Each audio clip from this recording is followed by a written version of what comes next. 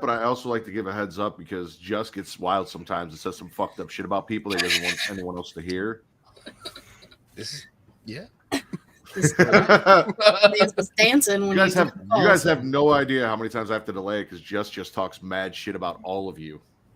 Get Damn. That sounds not true. That's not true. I can tell you who, but we're live. Oh. Go ahead, just we're ready. Ow.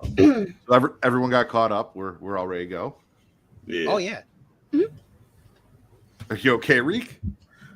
Ending kind of pissed me off. I ain't gonna lie to you. For Twisted Metal? Really?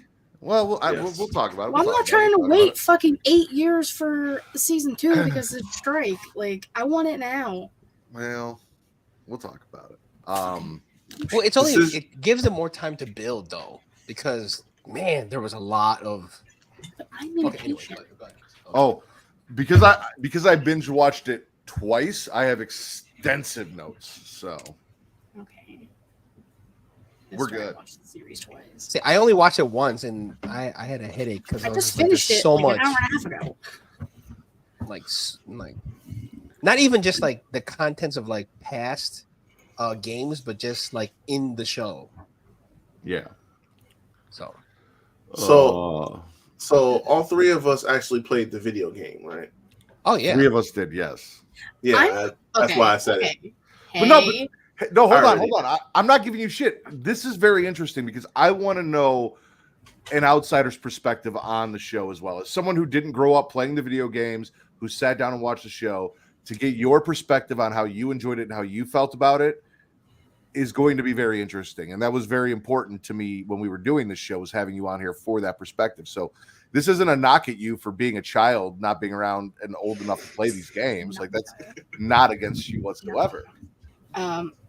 Two things. One, I am your co-host for Getting Off, so I had to be here. And two, I'm 90% sure my brother played this. My brother's 5 years older, so like you've seen it it. was Like you've seen it. I You probably played like it a sounded level. familiar. Like it seemed familiar in some things, but like it wouldn't have been like me playing. It would have been like me just sitting there while he played. Gotcha. Reek, did you get to check out the show from last night at all? I did. It was actually, it was better than I everybody was cool. Like I honestly, by that time of the night, I was ready to knock, and I still wasn't even like processing any of this shit. To be honest, we didn't record this week. TC's just gonna put together some some convos that we've had about him. Like he's just kind of Like make a little compilation, I guess. Like do like As a a little remix type of thing and just put Yeah. a bunch of stuff. But I looked good last night. It was working. Oh for you. yeah, the fedora and the wig. I I'm was sorry. like, oh man. And the sleeveless shirt. Yeah, listen.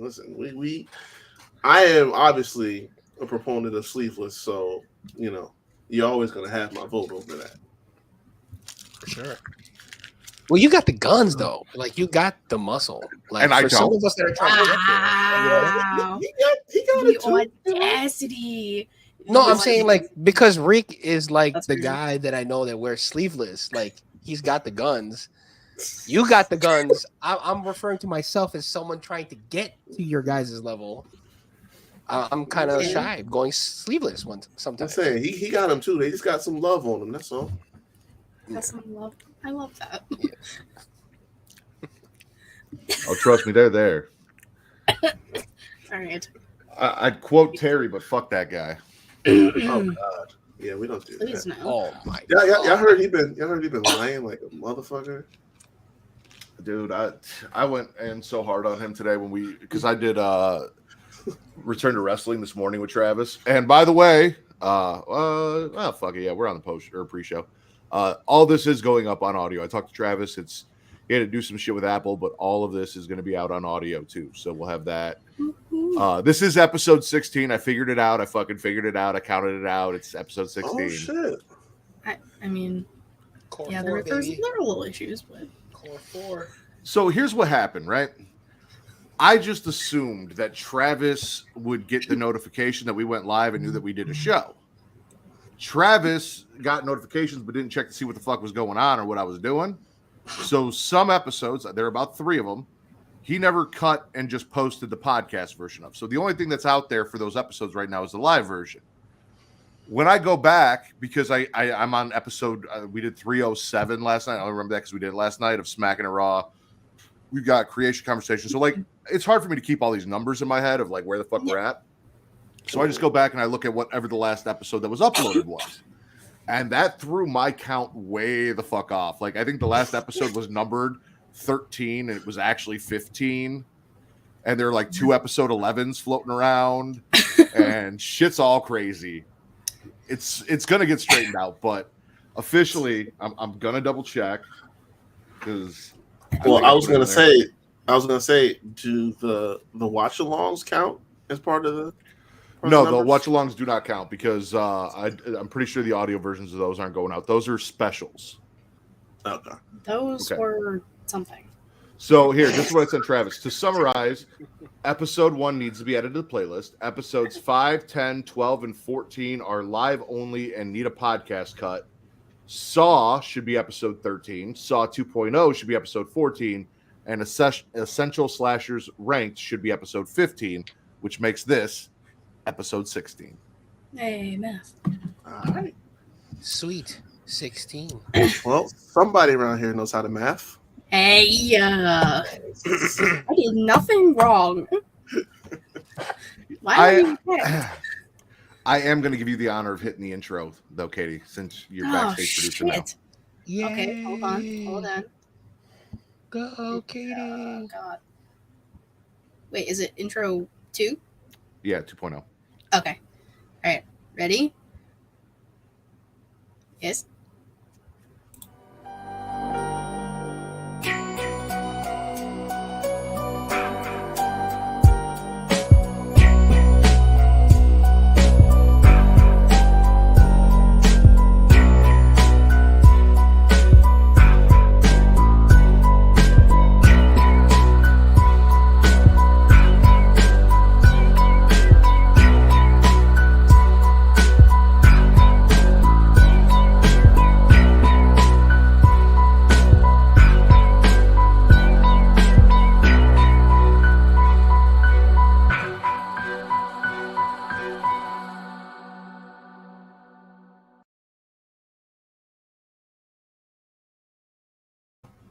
Hello and welcome to your #1 horror podcast on Pornhub, Getting Off. I am your host, the patron saint of podcasting, the warden Matt Ritter, and I am here with my co-hosts, the Core 4, from the She Leads Showcase. She is the host of the She Leads Showcase, Inside the Mind of In the Crowd, and Storytime with Miss Katie Kinsey Bay. Hey. From the Get Yo podcast, also representing Marks with Mikes, it's your boy Just. Yo, we here. And I can say it again because he actually showed up for a fucking show. 1/3 of Young Kings Wrestling. The only doctor with a BBC, Dr. Reek Baker, BBC, here on Getting Off. How you guys doing? Great, man. Great. I'm cool. Dude, I listened and Malik showed up and I was like, no, that's not real. TC's just doing the voice. I was You so didn't come. surprised. I had 24-hour notice, like out the blue. I said, "Oh, okay, I'll take it." That was a great episode. Like, that was like a cipher because you had my homies, Dom and Darrell in there too. Oh man, yeah. And then Jaylan too. Like, And I and realized Malik. it was Woo! 6 deep. Man. I'm like, yo, we gotta make sure we keep this from going crazy long. Like, 'cause- y'all could have kept that episode 3 hours. I would have enjoyed it. I would have easy. enjoyed it. Easy. It could have been like easy, like a drink champs, like you know what I'm saying? Like, it could have been one of those, you know. Yeah, But even though you guys should go check out Young Kings Wrestling, you should also go check out the She Lead Showcase and all of the great things Katie does over at the She Lead Showcase YouTube channel and everything Marks with Mikes and Get Show podcast, even though they talk a lot about basketball for some fucking reason. That's not what we're here to talk about. You've got 4 general wrestling podcasters who share a love in horror movies and all things horror. And today we are here on a horror podcast to talk about a movie based off a video game series that is very much based in the horror genre, Twisted Metal. I want to thank anyone and everyone who is checking us out. If you are watching us live at twitch.tv/Creation World, you've got that Amazon Prime subscription. You get Prime Gaming, which gets you a bunch of cool shit for all your favorite video games, including a free sub that you can give to your favorite Twitch streamer every month, whether it is me, and it should be me. Give it to me. You love me. I'm awesome. I'm great. Or anyone else like Rivet City Radio or any of our friends, or just whoever you really enjoy watching. Show them some support because it costs you absolutely nothing. Takes money out of Jeff Bezos' pocket. I just got another Amazon order. He got more money. I need some of that back. So, yeah, do that. You can also be checking us out at youtube.com/Creation World, where it is free to like, to subscribe, to comment. All of that helps the algorithm, which helps us find new listeners. Okay, Will. Right, Will? Also, there's a notification bell. We like to say flick that bean up top. Get notified every time we go live, whether it is getting off, smacking it raw on Saturdays, or Monday through Friday with the Creation Conversation. Now that we got all that out of the way, let's get into what we're here to talk about. Overall, let's steal from Smacking Raw. Twisted Metal on Peacock. Spit or swallow? Swallow. Yeah. We all enjoyed it. That's Yeah. what I want to yeah. hear. Yeah. All right. Katie, Yes, sir. we briefly talked in the pre-show about this before we got started. Reek, Justin, and I have all sat down and played the video games. You have possible general secondhand knowledge from seeing your brother play the video games, maybe, or at least a racing game. It's like the everything Sweet Tooth seemed so familiar, so Okay. I think that's what it was. I don't know if I want to do that. I've got a display case here that I can open up, and I have a Sweet Tooth pop toy that I could pull out, but like, then shit's gonna fall down, and I don't know if I want to fuck with it. I should have done it before. It's not worth it. How did you feel about the show with not a whole lot of knowledge about it going in? I loved it. I didn't expect it to be as funny as it was, especially Anthony Mackie of all people to be fucking hilarious. It's just every episode was like its own little story, and I loved it. It was 10 episodes, like 30-ish minutes each. Like it just flew by, and I didn't want it to end, but sadly not to. Oh, I binged it all in one day, my first watch through. The second one, I split it up over a couple days so I can take notes and fact check some things to make sure I got my shit straight and I knew what the fuck I was talking about for today. But no, the first time I put it on and 5 hours straight, I just episode after episode. Next thing I know, it's over and I'm like, holy shit. I just watched that whole fucking thing and it was great. And I didn't regret a second of it. Right. Justin Reek, as fellow people who have played the video game series, thoughts on how well it did an homage to the series? I mean, I love the fact that we didn't just like go out and do, you know, what people expect to see that played the game, stuff like that. Like we told a nice lengthy story, well, different stories that just kind of interweaved through every episode. And then in the last episode, we got that, okay, let's throw everybody together and do the shit that people love to see anyway. Season 2. Yeah. But I mean, right off I had to watch it because they casted the perfect Sweet Tooth. Like I don't think anybody could have been better in this role. So that was just like knock out of the park. So everything else was just icing on top, honestly. 100% agreed. I mean, yes, like the story was there, right? and I'll come back to the story in a minute. But everyone knows that like I love comedy, and the fact that it was thrown in as kind of a dark, twisted comedy in the midst of telling like this story and this overarching thing that happens at the end, loved it, loved it because that's what twisted metal is. It's like it's wild and crazy, and it's unique in its own thing. Like it's not supposed to be taken too seriously, which they really didn't do in this show, which I liked. They had like small jabs and small references and all this stuff. And Anthony Mackie, I thought was perfect because his comedic timing, and it also helped with is her name Stephanie Beatrice from now or from Brooklyn Nine-Nine. Yeah. Like I thought she acted really good in drama, but she's really good in comedy because that's what she was known for on that show. But yeah, man, it was dope. It was good. I don't know if you ever seen like that movie, The Postman, with Kevin Costner, because this is kind of the same shit. But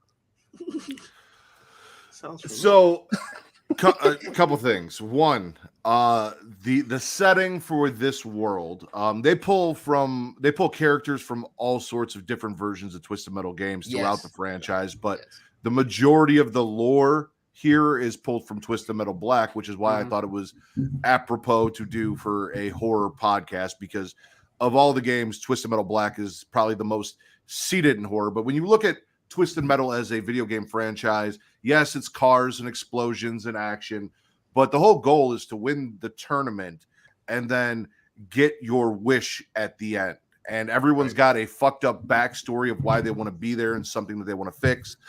And the wish being granted is always a monkey paw situation where you got to be careful what you wish for when Calypso grants that wish. Oh man, right. That made me I'm think actually of, looking forward to. That made me think of the Sweet Tooth when he got his, because he was like hell bent on, I gotta I forget who it was. It was like his parent, one of his parents or something like that. Whoever was that survived when he went on his rampage, and he's like hell bent. He's like, I want you to bring me to her, or bring me right to her. And he sends her to. It's like, okay, all right, wish is granted. I'm sending to her. She's in a fucking casket, and she's 6 feet under. Right. Yep. So now he's stuck in the casket with her. Yeah, no, there's some really fun, fucked up endings. Like, think like playing Mortal Kombat, but if like everything ended bad for the characters when they won the tournament. Yeah. Yep. So, episode, like I said, this essentially takes place in a setting or a world where Y2K or something very similar to Y2K actually happened, and the world shut down, internet, everything just kind of took a shit. We all lost our shit. People with money got together and sectioned themselves off into cities behind walls, and the rest of the peons were stuck kind of out in the wild, learning to survive for themselves. And that's kind of where we're at. We talked about it. We're going to break it down episode by episode. So episode 1, the other thing I love about this is every episode has a license plate for a title. So you got to read the license plate to figure out what the title of the show is. Episode 1 is Will You Drive? WLUDRV. Will You Drive? Oh, okay. Yeah. There's a couple I was stuck on. I've got them here. Don't worry. I've deciphered all of the codes. Cool. Essentially, episode 1, we get introduced to John Doe. John Doe drives Roadkill in Twisted Metal Black, and it's essentially somewhat kind of the same backstory. It's a man with amnesia who doesn't know what happened to his family, who wants to win the tournament to get his memory back and find out what happened. The opening scene, like him driving through the fucking mall, which, by the way, is one of the Ridgepoint Mall is part of a level in one of the Twisted Metal games. Yeah. You have the OG Twisted Metal game falling on his windshield. Yeah. I think it's 3. Is it 3 or I know it's I think it's kind of early. I think it's 4 or Twisted Metal. Is it Black, 4? Okay. I thought it was black, but I don't know. I have it written down as Twisted Metal Black here, but for some reason I shortened everything, and I'm worried that I fucked some shit up. So we'll see. We'll see how it. John's what they call a milkman. Essentially, he's an Uber driver in the apocalypse. He makes runs between the cities for rich people and gets payoffs.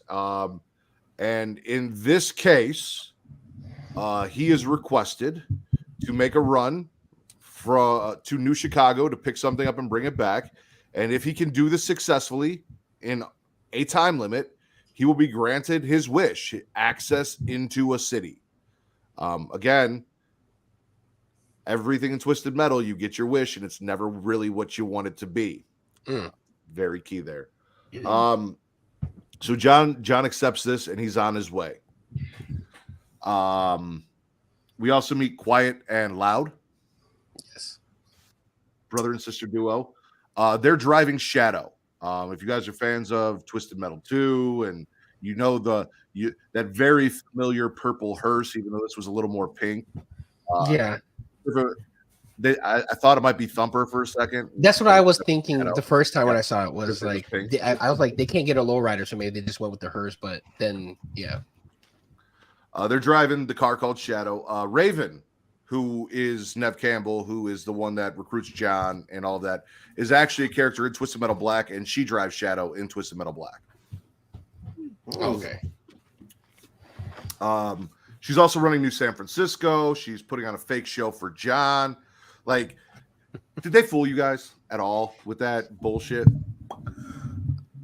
Honestly, once they started doing the whole, she's got a family, she's got a baby, I'm like, okay, something is off here. And then the husband gave it away, or the supposed husband was giving it away with like the weird stares and the Jello comment. Like, all right, what's the catch here? What's going on? It got me, but I also back now. I didn't really catch on until they went in the apartment, and just seeing him like kind of just do his job as just sitting down with the child, and she really wasn't engaging with the child. As someone who has a child, like, that ain't your kid. I know that's not your kid. That's somebody's, And then, sure enough, when like he drives off and she's like, "Oh, get it away from me!" Like, I'm like, "Oh, this bitch." I think honestly, like, this might have fooled. Man? Well, this is the thing. This might have fooled people who don't know about the series at all, because they see Nev Campbell and they think, "Oh, Sidney Prescott, she's innocent. There's no way that she's got anything sinister going on." So the husband and baby act was totally normal. Right. Yeah. No, it's not how it works. Not at all. You said they got you, right, Katie? Yeah. You also don't have a kid, so like you don't have that connection. Like, because I had the same thought. I'm sitting there and I'm watching it and I'm like, listen, as a father, knowing my wife, there's no way she's just like in the kitchen having a conversation, chopping shit, not like looking at the baby or talking to the baby or anything. Like, she acted like that baby wasn't even fucking there. Right. I get stay-at-home dads and all that shit, and like boss bitches, and like she's got her job and she's running a city, but like there was no nurturing for that child in her whatsoever, and that threw me off a little bit. I'm like, something's off here. Right. What's up, Devin? Like, Devin. blink twice, reading the house. Blink twice if you're a hostage. That's what. Right, for real. So we're introduced to Quiet and Loud. Their brother and sister, who apparently in the apocalypse, cops are still abusing minorities for no reason. Of course they are. Yeah. Nothing changed. They run afoul of the law, self-appointed police. And this is the part that actually kind of hooked my wife, is when he shot himself because she did not see that coming to save his sister. She goes, "What the fuck?" And she's like, "All right, where's this going? What are we watching here? What's going on?" Because they basically run them off the road, get them down on their hands and knees, and then Agent Stone, who, by the way, in this show drives two versions of the cop car Outlaw from the Twisted Metal series, who is the driver of Outlaw in Twisted Metal, or no, I'll get there. I think it was he actually drove Agent Stone in the OG drove Crimson Fury. Yes. Right. He's also from Twisted Metal Black, and I believe he drives Outlaw in Twisted Metal Black as well. But he's an asshole cop who thinks he's bringing the law and order back to America, and he's on a fucking power trip. He basically puts a gun down and tells them that they need to decide which one of them is going to die, which one of them is going to live. And the brother decides to off himself to save his sister. Sister gets branded and sent on her way after having to watch her brother. Yeah. I actually, honestly, I love what they did with the character. I hated him, but I love what they did with that character because I hated Outlaw in the game. So, like, we kept continuity there, but it's like the work they went into the character development there to just make him as much of an asshole as possible. Like, that was good. Right. On top of that, Agent Shepard drives, who is Stone's right-hand man, the one that, the long hair dude. one that, we'll talk about him jerking off to manga later. Oh my god. He drives Crimson Fury and Twisted Metal head on. He's more of an FBI agent at that point. But yeah, so he's also a character that they pulled. And then the brother and sister cop duo are also drivers of Outlaw in the series. So a lot of stuff here throughout the series. And that's really episode 1, as we get to know John Doe, what a milkman is, what his mission is. We get introduced to Quiet and Loud, shortly Loud, and Agent Stone and his crew, and all of them are going to be essential going forward. Right. Any other thoughts or anything I missed? Like I got most of like the you got it. But beats of the episode, and then this was in this show. Cypress Hill, man. The show starts off with him. The music is fantastic. Yes, the soundtrack is dope. Because all of the music ended in like 2000 or 2005 or some shit. Right. So it's everything I grew up on. It's fucking great. Right. And it's cool because like Cypress Hill had a song on, I can't remember which one. I can't remember if it was Black or 4. I think it was 4. Maybe 3. 4. Okay, yeah, 4. They had a song. It wasn't the one that 3 they were was using all in the show. Rob Zombie. Rob Zombie did the entire soundtrack of 3. Oh, okay, I got you. Yeah. Oh, yeah, that's right. That's right. But yeah, but that was dope to pay as like an homage to. And the fact that he was using a WRX, I love that car. As a Subaru driver myself, I'm like, fuck yeah, Subaru getting some love. Yay. You're a Subaru. And then now, mind you, sorry to cut you off, but then he, John Doe does the combo. What is that? The invisible it's God combo? Mode. Yes. When he's holding the steering wheel, like left, right, RL. Like, yeah, I forgot the combination, but that was the combo. That's episode 2. Episode 2. Yeah, that's episode 2. But yeah, it's oh, okay, sorry. L1, R1, just too excited. L2, R2, up, down, left, right, left, down, up. Right. Sorry, and that's God Mode and Twisted Metal. God damn. And he actually says it out too. But yeah, no, like I said, we got to know all the characters. Also, Evelyn is not like I thought Evelyn was gonna be Roadkill, which we'll talk about, but it's not actually a car that's in the Twisted Metal series.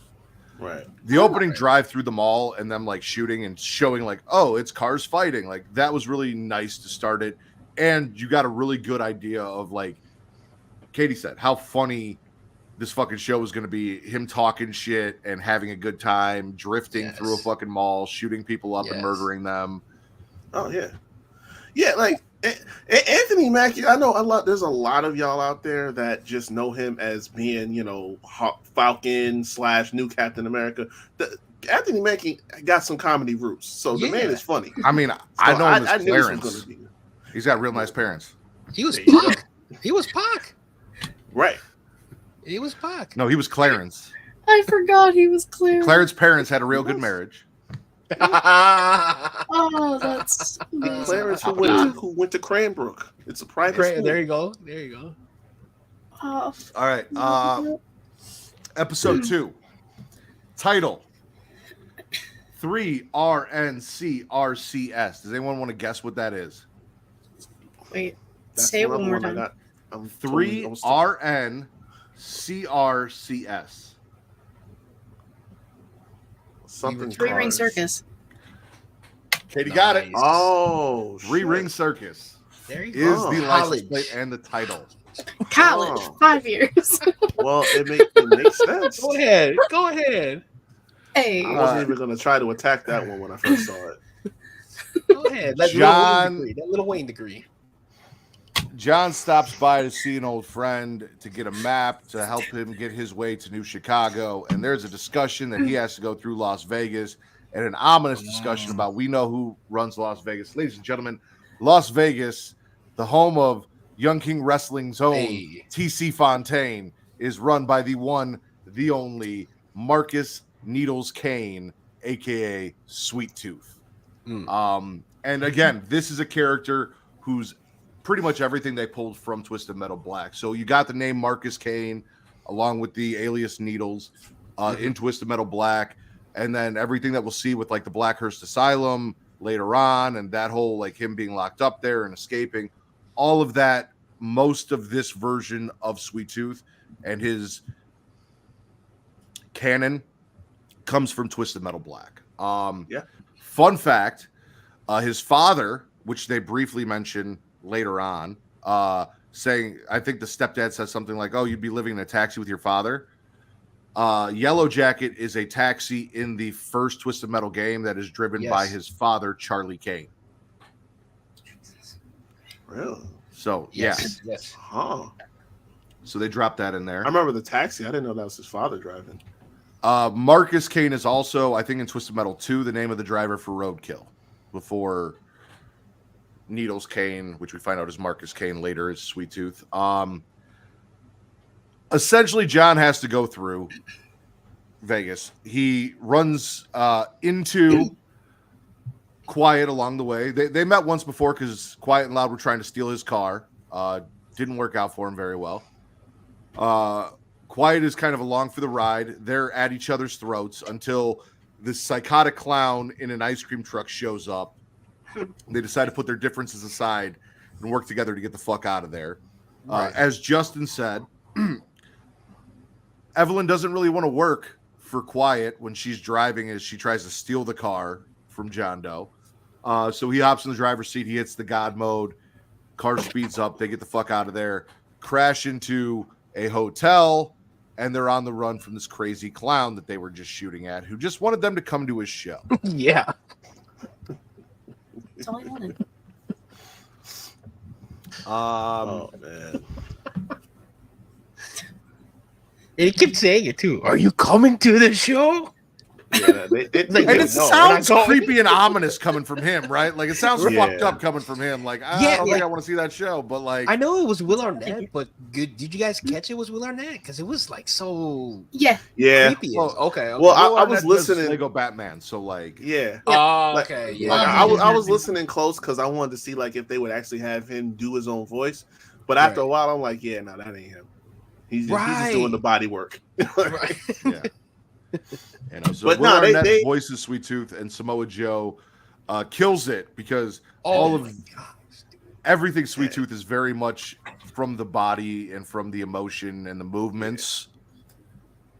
I mean, the fact of the matter is, like, you had to nail this right out of the gate because let's be honest, without Sweet Tooth, there really is no Twisted Metal. Like that's 90% of all the marketing for all the games and stuff like that.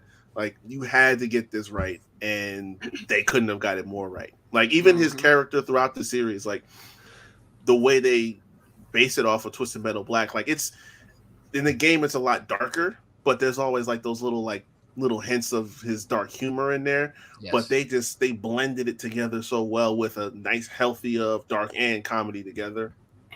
They killed that shit. Let's talk comedy because I know just wants to talk music.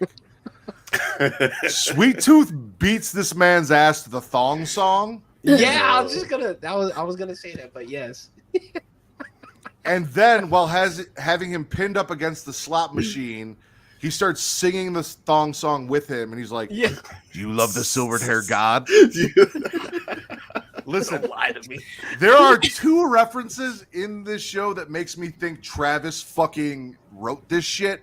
And the fact that Thong Song by Cisco played and they referred to him as the silver-haired god, God. is one of those. Oh my gosh. Come on. Cisco in that time? Nobody went Yo. harder for Unleash the Dragon than Travis did back in the day because Really? it literally just had dragon in the fucking title. Like, That's Oh not true. my God. he also loved Cisco and the music and all that, but like, I mean, it listen, had Cisco dragon was on the that title. dude. Oh, Like, yeah. you couldn't tell me Cisco wasn't killing it. Dude, So I get it.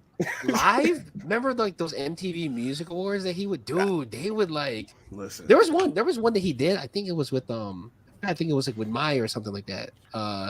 It was on the Unleash the Dragon album, and he just rolls for no reason. I guess later on he said he was trying to do a backflip, but he's like, "Oh, I can't fucking do it. There's no room." So he just rolls onto the stage. like Cisco, man. I was too Cisco. young to be jamming to his music the way I was, but I did not give two shits. Like it was on like all the time.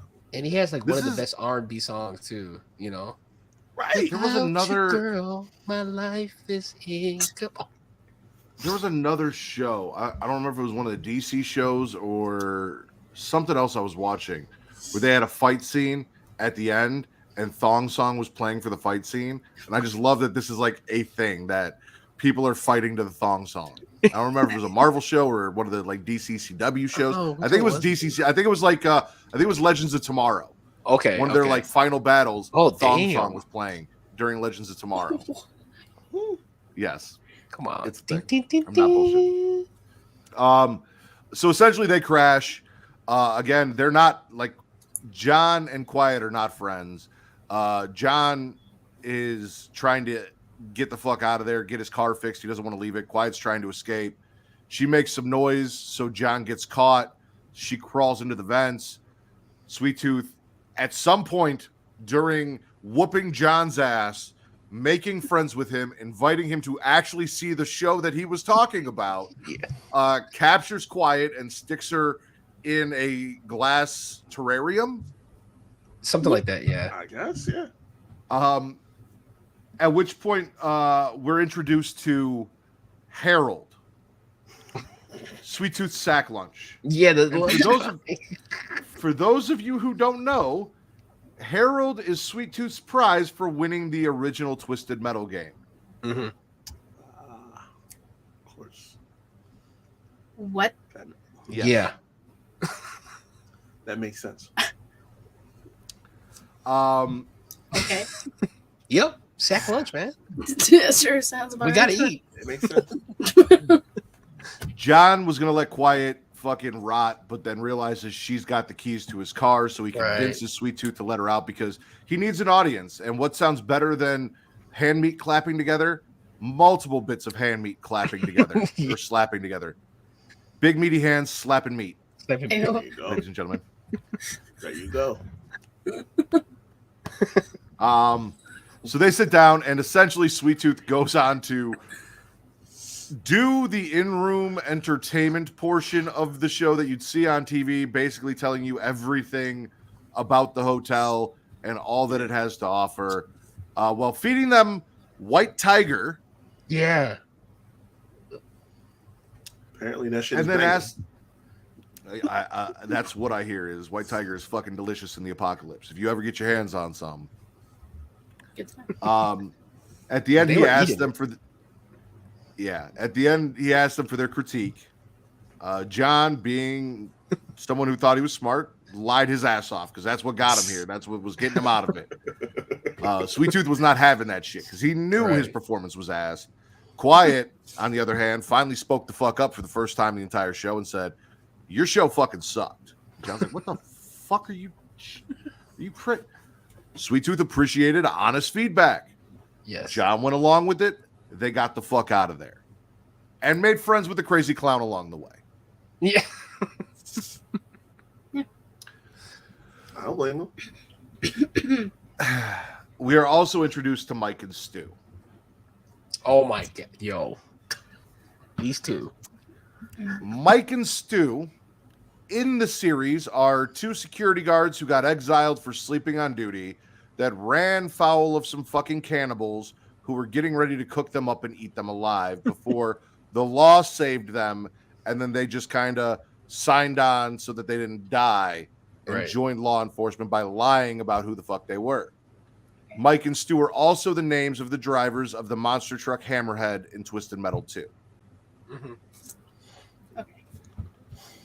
There you go. Also, Stu is far less willing to do fucked up, dirty police shit than Mike is.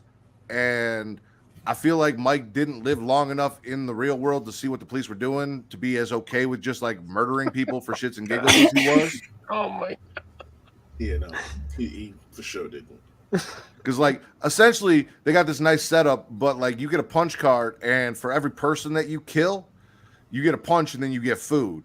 And they're all like, oh, how do we get a punch card? Then they find out, and Stu's like, oh, that's kind of fucked up. And Mike's got a big old smile on his face. He's like, fucking feed me Salisbury steak and mashed potatoes, baby. The fact that they was going that crazy for Salisbury steak Dude. is insane to me.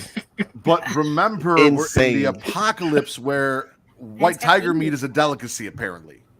Listen, give me the white tiger meat 10 times over some Salisbury steak. It is not that deep. Y'all remember Encore? Encore? The TV dinner? The TV For dinner? tasting Oh, more God. Encore. Encore, come on. Kill it. No. All right. That's three things I'll take from this episode that was like a lot. White Tiger, Thong Song, and Salisbury steak. It's like, yo, I love this show. You know what I'm saying? Listen, my elementary school palate had me thinking that Salisbury steak was dope. Like, you ain't lying. You ain't lying. What's Like up, you don't even have to broke chew. ass? You don't even have to chew that. so I'm saying, like, Adulting is realizing that this shit was garbage. I was in from the first episode, but watching Samoa Joe whoop someone's ass while dancing to Thong Song definitely sold me on this episode. Oh yeah. For sure. Like that was, I'm like, okay, I'm in. I'm 100% in. I don't give a fuck what else. Just give me that. Just have him dancing to 90s R&B while whooping people's asses for the rest of the show. I'll be good. Yes. Right. All right. And I mean, he beat the shit out of him, too. Fuck him up. Dude. Wasn't the suit that he was wearing while he was doing the play, wasn't that from like, was it Twisted Metal? Is that from Twisted Metal Black or is that from Twisted Metal 3? So the suit he wears is the suit from Twisted Metal Black. I think the Okay. You're talking about it's either Twisted Metal 4 or Twisted Metal 3. The pink suit. Yeah, the pink, because I remember I forgot which one it when was. he's where, performing. Like, yeah, where he had like a suit for the game. It's one of his outfits, yeah. Okay, yeah. Anything else from episode 2 you guys want to laugh about, touch on? The relationship between John and Quiet just evolving here and how they deal with each other's another great fucking thing about the show. So Yes. It's good shit. Nothing, Katie? I don't know. You look like you had something. No. All right. Well, here's your time to shine because episode 3, license plate NTHLW1. No. Oh, wait.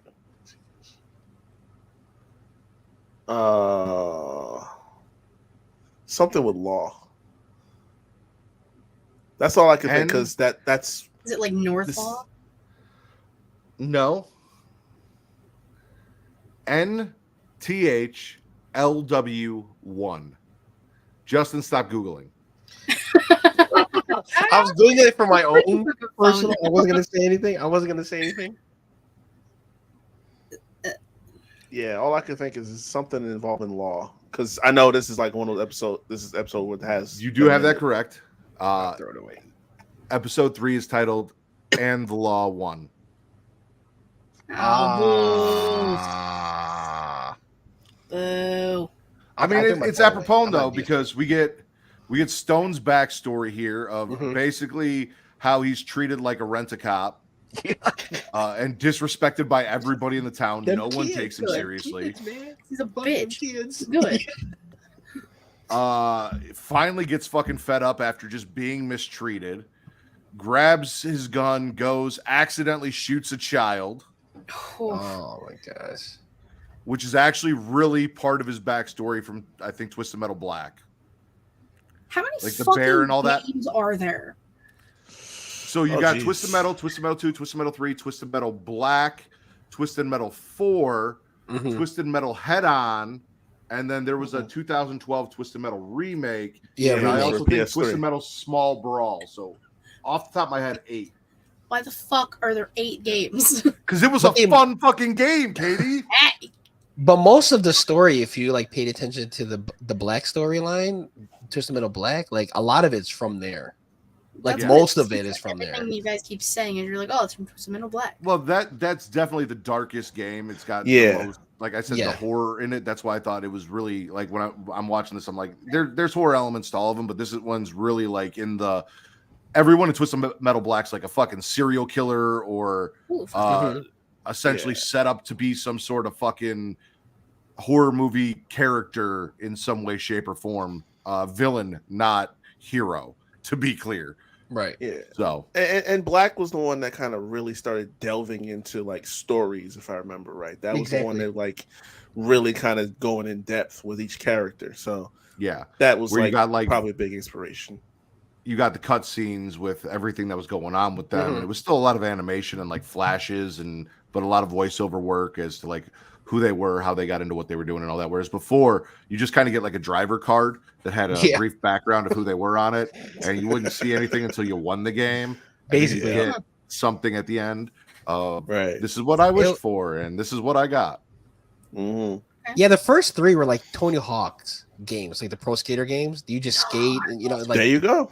they were basically the same. But then when they came to Black, it was like, if you ever played Resident Evil, where there was a story within the game, and they had like cuts during the levels, like that's how Black was. And I think Black brought a lot of people back too. Like, Oh, Back to I Black. think it kind of brought the franchise back also. I've got it on my PS5 right now. You see? My favorite is Twisted Metal 2 though, because that's the game that I started on, and you can blow up Same. the Eiffel Tower. So like yeah. It's Twisted Metal 2 Nothing is surprises me. Oh man. there's so much cool shit that you can like blow up and alter to make like new parts of the road and shit in these games, or like Mhm. hidden spots with like teleporters and shit. Like if you shoot the right spot, it blows a door into something. You can go in there and it'll teleport you to a different part of the map. Like secret tunnels. There's a bunch of fun shit. The graphics suck now though, and the handling of these games is fucking terrible because it was not made to play with joysticks. It was made to play with your fucking D-pad, and that was it. right. So, all right. So, episode 3, like I said, we get Stone's backstory. Finally, like this guy comes to him. He's like, "I need help." He's like, "All right, I'm gonna prove to everyone I'm a real policeman." And he gets there, and he sees a bunch of people he knows, and then they start mocking him and making fun of him. So he just says "fuck it" and shoots them all. And poor little girl hiding catches a stray, and instead of like feeling fucked up about that, he just blames everyone else for what the fuck he just did and uses that, as cops do, to empower himself and become an even more fucked up person. Yep. Quiet and John are on their way. They get stopped at a checkpoint by the law. Mike and Stu are there to ask them for their open road license, which is not a thing. They're oral. John thinks he can sweet talk his way out of it. Quiet sees what the fuck is it? Agent Shepard, Oh yeah. The Mhm. dude that branded her. and was standing there with everything that happened. Loses her shit, gets out of the car. They both get tased and arrested. And then essentially, like, being arrested in this world is spending time in the DMV. Which, I mean, it's pretty spot on. So we're going through this whole thing, right? Like, they're in the DMV. They find out that they have the map. Stone's been putting up blockades so that he kind of has control of the roads and who comes and goes and what's going on. So they start torturing them to get information out of them with music and paperwork, Yeah, the pencil. macing them while making them do an eye test, and waterboarding. Yeah, regular waterboarding, because that never goes out of style. I guess not. It was Barbie Girl, right? That was the song. Yeah, Yes. fuck yeah, Yeah. Barbie Girl. And it's so perfect, like Which- the timing too. which John's fine with, but once you put Yeah. it on high blast, I love this song. that was a rap for her. Oh, you think I got a problem with this? Yeah. Yeah, no. It's like I love this. Yeah, no. I By had the that way, torture who doesn't love includes that Barbie song? By the Girl. way? It's a great song. It is. I mean, it's not something that I think my 8-year-old little sister should have been listening to and singing, but Yeah, no, it's fine. when you look at the lyrics, Yeah. Well, when they both refuse to break because John's not going to give up his boy who's making the maps, Stone's like, fuck it, kill him, and sends them to their death. And this is Stu's chance to prove himself because they gave Stu a test, right? They sent him out there, they gave him fucking sniper rifles, and they were shooting fish in a barrel. All they had to do was kill 2 guys who were trying to steal from a truck, and Stu couldn't do it. Mike picked up the slack and saved him. So they're like, all right, now you got to prove yourself. Go kill these motherfuckers. And like I said, you're in the DMV, you're sitting there, your number comes up. There are lines you got to follow. One is a red line, and it basically leads you right out the fucking Hoover Dam. yeah. Like, just walk right the fuck out. Right. And fall to your death. Great. They convince Stu to not kill them and to come with them and help them escape. And then they leave that man behind. The trunk, dude. The trunk. Oh, I loved it. That was hilarious. They get all their shit. They get Evelyn. They're on an escape. And this man gets left behind. And his boy Mike Yeah. doesn't even have his back. Nah, Be Mike your own people. sucks. The number of times Stu was going to save Mike with the way Mike treated him. It pissed me off. Mm-hmm. Also, fun fact, at one point while they were figuring shit out, Quiet made a little detour, was looking for Stone, found Shepard in Stone's office, jacking off to a manga magazine, and killed him with his dick in his hand. I mean, Like, it's pretty happy. that's like, is it that bad in Apocalypse Town? Like, Oh man. sheesh. Because I mean, he saw a woman coming. He did offer her the opportunity to help him finish what he was doing before she killed him. I mean, out of all people to ask, I don't think she would have been the one to throw that offer to. Right. History and all that. It also kind of helped that everyone's been picking on Stu for being fat and for not having a killer instinct, Mm-hmm. where they were able to get him to help them escape and then just fucking abandon him. Stu gets arrested and sent to the DMV. We're going to talk about that in the next episode. Things were not going well for Stu.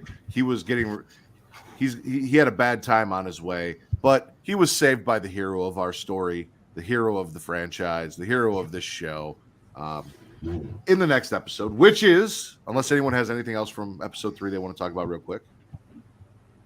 No, that's pretty much. I mean, that was pretty much it. I mean, we pretty much hit everything on the mark. Right. I'm trying to think. Episode 4's license plate, WHZ DARE.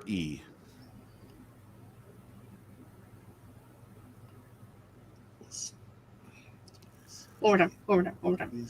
There. WHZ DARE.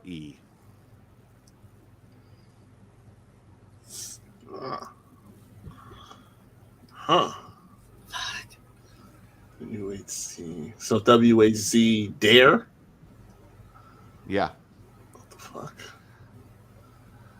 Huh. Was there? Nope. No? Okay. I don't know. You guys want a hint? Yeah. Yeah. Knock, knock. Oh, there? he's there. God fucking damn I it. was close. I was like, was there? But okay. They tell a knock, knock joke in the episode as well. Oh yeah, that's Um, right. Damn it. Yeah. Damn it.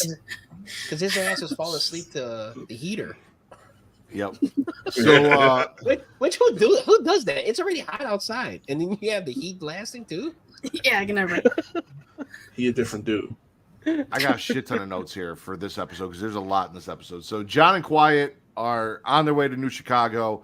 They get surrounded by semi trucks and grabbed by what we find out is the convoy because the milkman that worked for the convoy got killed and Granny needs her meds, is what we're told. What Granny really ends up needing is some stuff to ease the pain as she slowly dies. Right. John, being the smart man that he is, though, catches Granny on her bullshit when they wheel her out, and he's like, "That oxygen tank ain't even fucking hooked up to anything." Quiet is a little more concerned with the Granny Sutra or Karma Sutra handwritten book that Granny's got about all the sex positions. Yeah. Concerned is an interesting word. Her name is Granny Dread. Granny Dread is the driver of the Hammerhead monster truck, the same one that Mike and Stu drive, but in Twisted Metal 3. So Mike and Stu drive it in 2. Granny Dread drives the monster truck in 3. Okay. Miranda Watts drives the car known as Twister, which we find out later. She says there's a Twister coming. In Twisted Metal Head On and Twisted Metal 2. Or she's actually the sister of the girl from Twisted Metal 2. So Miranda Watts drives in Head On and is the sister of Watts, who is the driver of Twister and Twisted Metal 2. The original Twister. We also have a couple semi-trucks in the Twisted Metal series. There's Darkseid, which is one of the main villains in the first movie or the first game, and then comes back later. And then there's also Juggernaut. Now, Juggernaut's the only one that actually has a trailer, so this is probably referring to Juggernaut because Darkseid's just the fucking it's just cab. a truck. Yeah. Yes.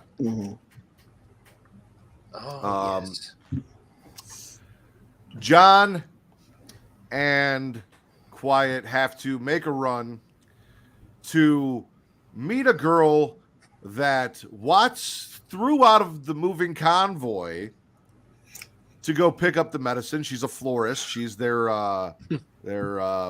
pharmacist. Pharmacist. There you go. That's what I'm Katie. That's perfect. Appreciate it. By the way, Amber Rose also drives the car Flower Power, which you see the VW Bug parked by a tree in Twisted Metal 3. So she is also a character, drives a car called Flower Power, and it's a bug. It's there at the house. Amber's not really a trusting woman. No. She poisons them. Yup. And then tortures them until she finds out what. In a real sick way. Yeah, like they're. Well, I mean, John's really the only one that got tortured. Like Quiet was just sitting there paralyzed watching. John's the one that got the shit pushed to his skin and started burning through his skin and shit. Right. So they finally are able to convey that, hey, we're really with the convoy. That milkman died. The holy men, who I can't wait to talk about, killed him. And I have the list of shit for Granny Dread. Then she helps them. They get the stuff back. We give Granny Dread a nice send-off, almost like a Viking funeral, but not quite because we're in cars, not boats. They blow her the fuck up after she dies. Yeah. Well, a crazy send-off, too. God damn. You know? Yeah. Just a wild send-off. Yep.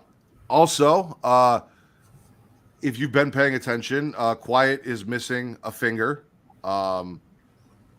There's a thing about people missing body parts and where they come from, and some of these new cities have really fucked up white people in them who have weird hobbies. We're going to talk about those. But Quiet got a new metal finger on the convoy, so she could flick people off. Very nice of nice to hook her up.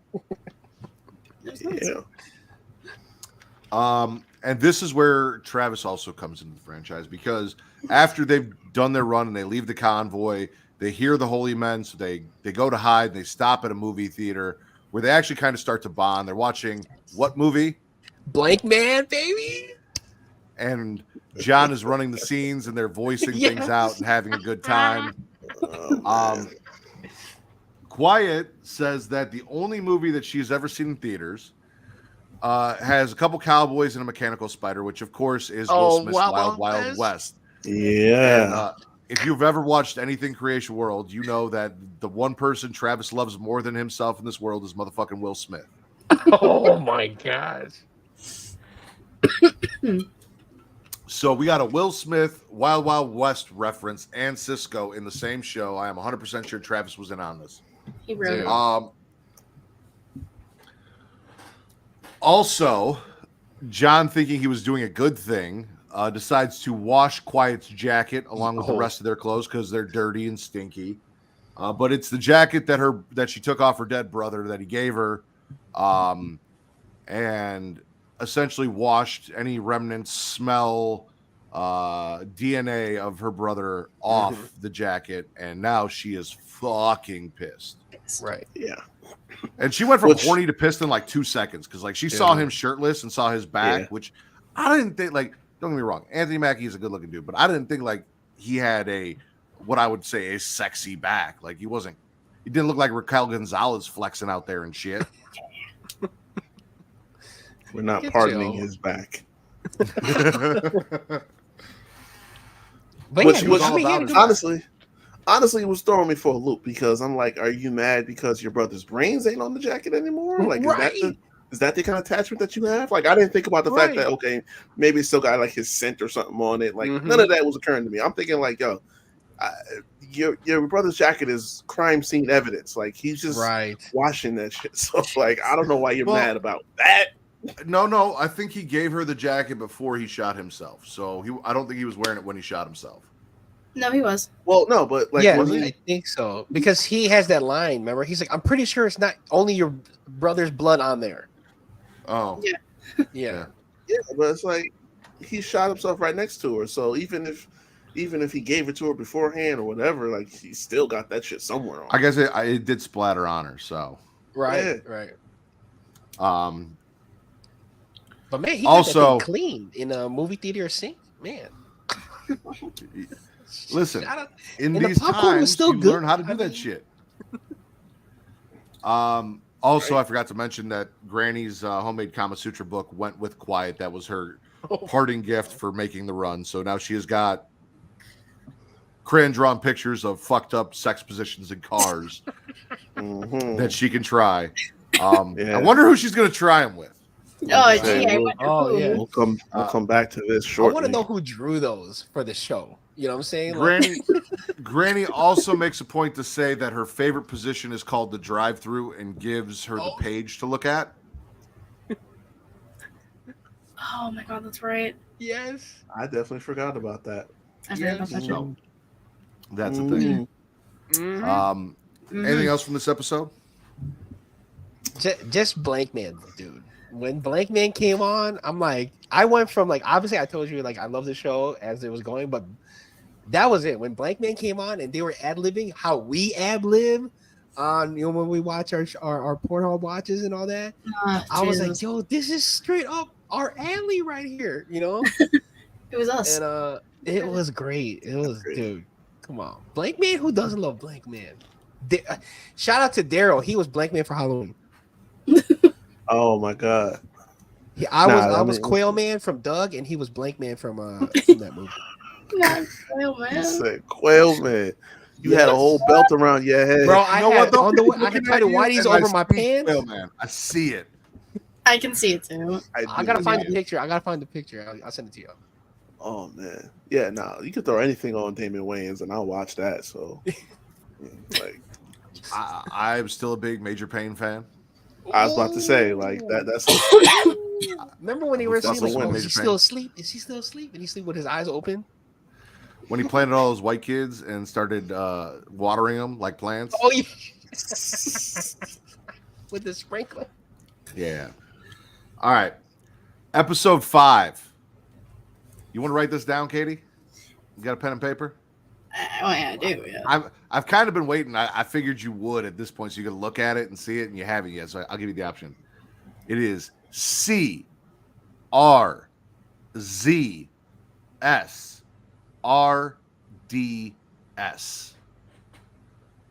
Crossroads. Rick got it. Yeah, there's at least one or two of them that I got. Yeah. So like this is one of them. This one actually, I saw CRZ. I was thinking crazy Yeah. for a second, but it is Crossroads. Just had to go check someone out at the bodega. He'll be right back. Say, somebody asking him why they got the cat on the bread. So the Kama Sutra wasn't the only thing that Quiet left with the convoy. She also left with what they called the yellow, one of the flowers that paralyzes you. And she realizes that as great as things are going with John, she needs to get to Stone.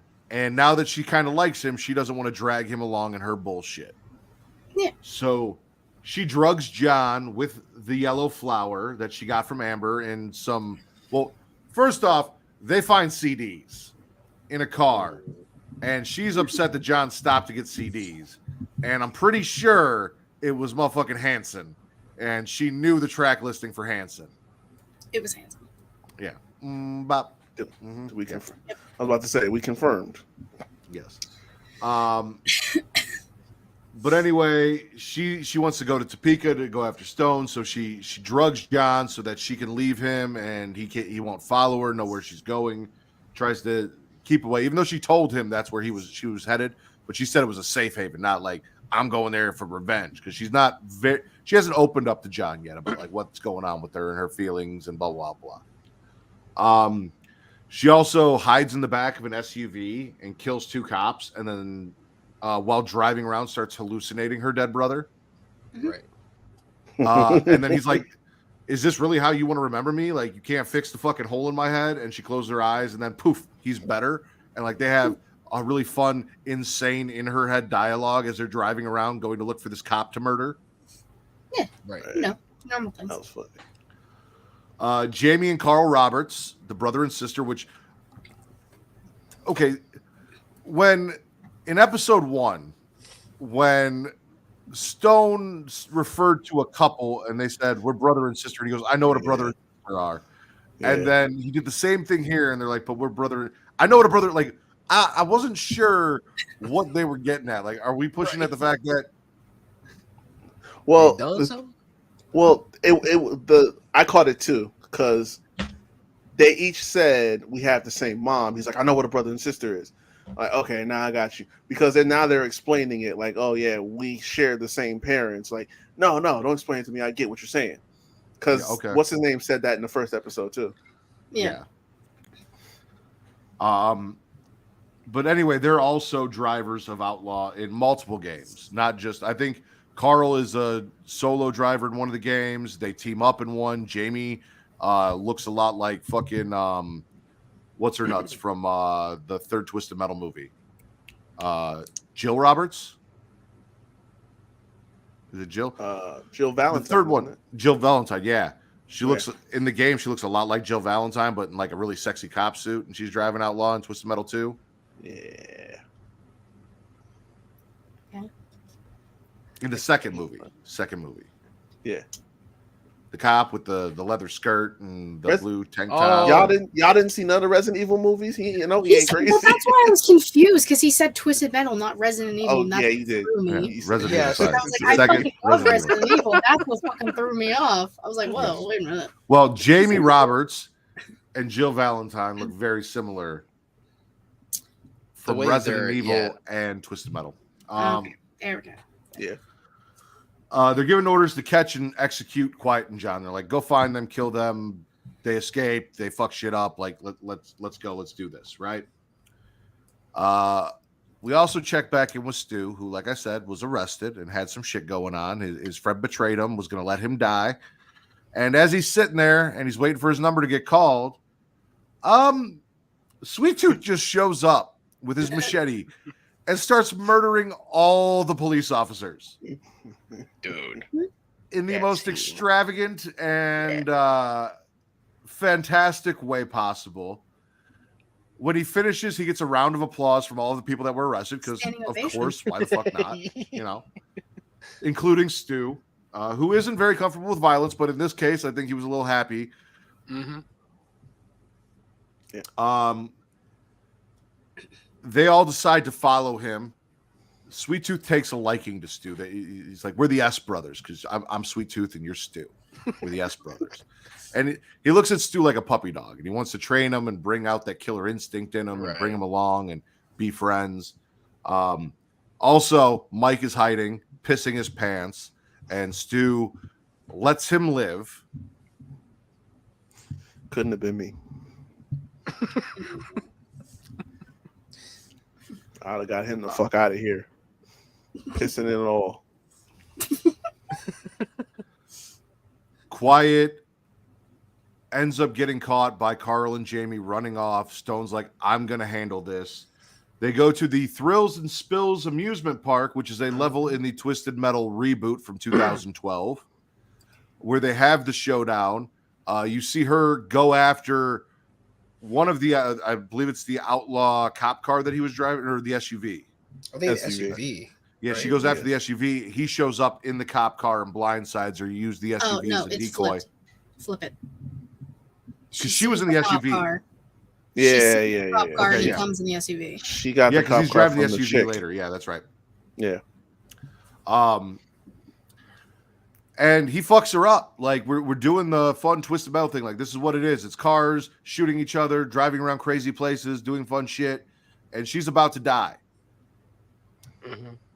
I forgot to mention that John got a little gift on his way out from the convoy as well, and that was one of Watts's blood missiles. He tried to bargain for more. She would only give up one. She didn't even want to give up one, but Granny gave him one, and he wasted it to save Quiet. Also, maybe we should. When John woke up, there was a dude who was wearing a gas mask, The whole crotch cover, Do who we was have trying to to? fuck him. No, I feel like we do. Like, dude was about to suck a man's dick on the side of the road. I mean, let's also talk about the fact that he thought John was dead. Oh And my was gonna do god, it. So we're throwing necrophilia into the mix. dude! Yeah, that whole scene Whoa. that was disgusting. Whoa! Mm-mm. And he was dressed like Demolition. Like he was, He was, bro. and it's That was- like this to me is like like real time what bath salts looks like. But let me ask you guys a question, right? Okay, Yeah. Reek, What's you up? meet a girl. Oh boy. Tumultuous relationship, but you guys start getting along. You kind of like this girl, right? Mm-hmm. She drugs you, leaves you on the side of the road. When you wake up, there is an old creepy white man trying to suck your dick and then murder you when he realizes you're alive. Are you going to go after this girl and try and save her, knowing where she's headed? Because she left him a note on the back of one of the Kama Sutra pages confessing the truth. Knowing what I know about them particular people, nah, she on your own. Especially after you drugged me and almost got my quote unquote dead dick sucked. Like, nah. Because I swear to God, if I wake up 2 minutes later and some shit is going on, everybody dead. I'm gonna find out just to kill her ass myself. If that was Reek, it would have been a mouthful. That guy might have choked. Oh wow! Whoa! So John saves her with a blood missile, pulls her out of there, and that is the end of episode 5. Which I think between me talking about how giant Reek's penis is and all of that, it is a perfect segue for us to run some ads. Now, if you guys want to show us some support, please stick around. Please watch the ads. Go use the promo codes. Get yourself some cool shit, whether it's some W Energy drink to help keep you up for whatever you're doing, whether you're watching us late at night, playing video games, or, fucking your significant other, or just, a random Tinder hookup. Dog.com to make sure that your furry friend, and I'm not talking about the one between your legs, is well taken care of with leashes, bowls, collars, and all sorts of things. Or take care of the furry friend between your legs or your significant other with an offer from Adam and Eve. We have all of those available. If, however, you don't want to check those out, you can go to patreon.com/creationworld, where for $1, you get 2 awesome shows, the entire catalog, whether it's Return to Wrestling with me and Travis. Literally this morning just recorded the new episode that will be available for Sold Out 1998. WCW sold out in 1998. Also, we have Multiverse with Travis and Mara. And like I said, it's everything from 1995, the very first Nitro, all the way up to 1998 sold out so far. And we will be continuing through. But you have access to all of those episodes for just $1 on top of all of the episodes that Travis and Mara have done for Multiverse, where they talk animated DC films. For a little bit more, you get that along with all of our shows ad-free, so you don't have to sit through the same ads over and over again. I mean, I've used the Adam and Eve promo code a couple times. You guys should too. I'm growing a fucking. I'm gonna need like a chest with a lockbox and shit for all the toys that I'm getting at discount prices. We're having fun over here in the Ritter household. I'm just saying. Brother and sister on the way. Can I get a? Oh yeah. On that note, please support our sponsors. Spice things up in the bedroom, then it's time to check out Adam and Eve. Because you see, Adam and Eve is the leading adult toy store that offers a wide range of products to help you explore your sexual desires. Whether you're looking for something to use solo or with a partner, they have everything you need to satisfy your cravings. From vibrators to lingerie, bondage gear to lubricants, AdamandEve.com has it all. And the best part, you can shop with confidence, knowing that all their products are of high quality and backed by a 100% satisfaction guarantee. That means whether you bought a dildo, sex swing, penis ring, vibrator, anal sex toy, bondage toy, couples toy, lube, or accessory, you can get a refund within 90 days if you're not 100% satisfied. No questions asked. And right now, as a special offer to our listeners, Adam and Eve is giving you 50% off almost any item on their website. That's right, 50% off. And if you act now, you'll also get free shipping. So go to adamandeve.creationworld.com and use the offer code erotica at checkout. That's erotica at adamandeve.creationworld.com for 50% off almost any item and free shipping. Don't wait. This offer won't last very long. The link is in the description. Attention dog lovers. Are you looking for high quality products to spoil your furry friend? Then you need to check out dog.com. Because you see, dog.com is the go-to online store for all your dog related needs. They offer a huge selection of dog food, treats, beds, and more. Plus, they have products for all types of dogs, from puppies to seniors and everything in between. And the best part, you can shop with confidence knowing that all their products are made with your dog's health and happiness in mind. Dog.com only stocks top-rated brands that you can trust, so you can rest easy knowing your dog is getting the best. And right now, as a special offer to our listeners, Dog.com is doing a big warehouse clearance sale. And all you have to do is go to dog.creationworld.com and you can get up to 80% off on all sorts of items like toys, treats, bones, harnesses, bowls, leashes, and anything else you can think of. So go to dog.creationworld.com and take advantage of this sale right now.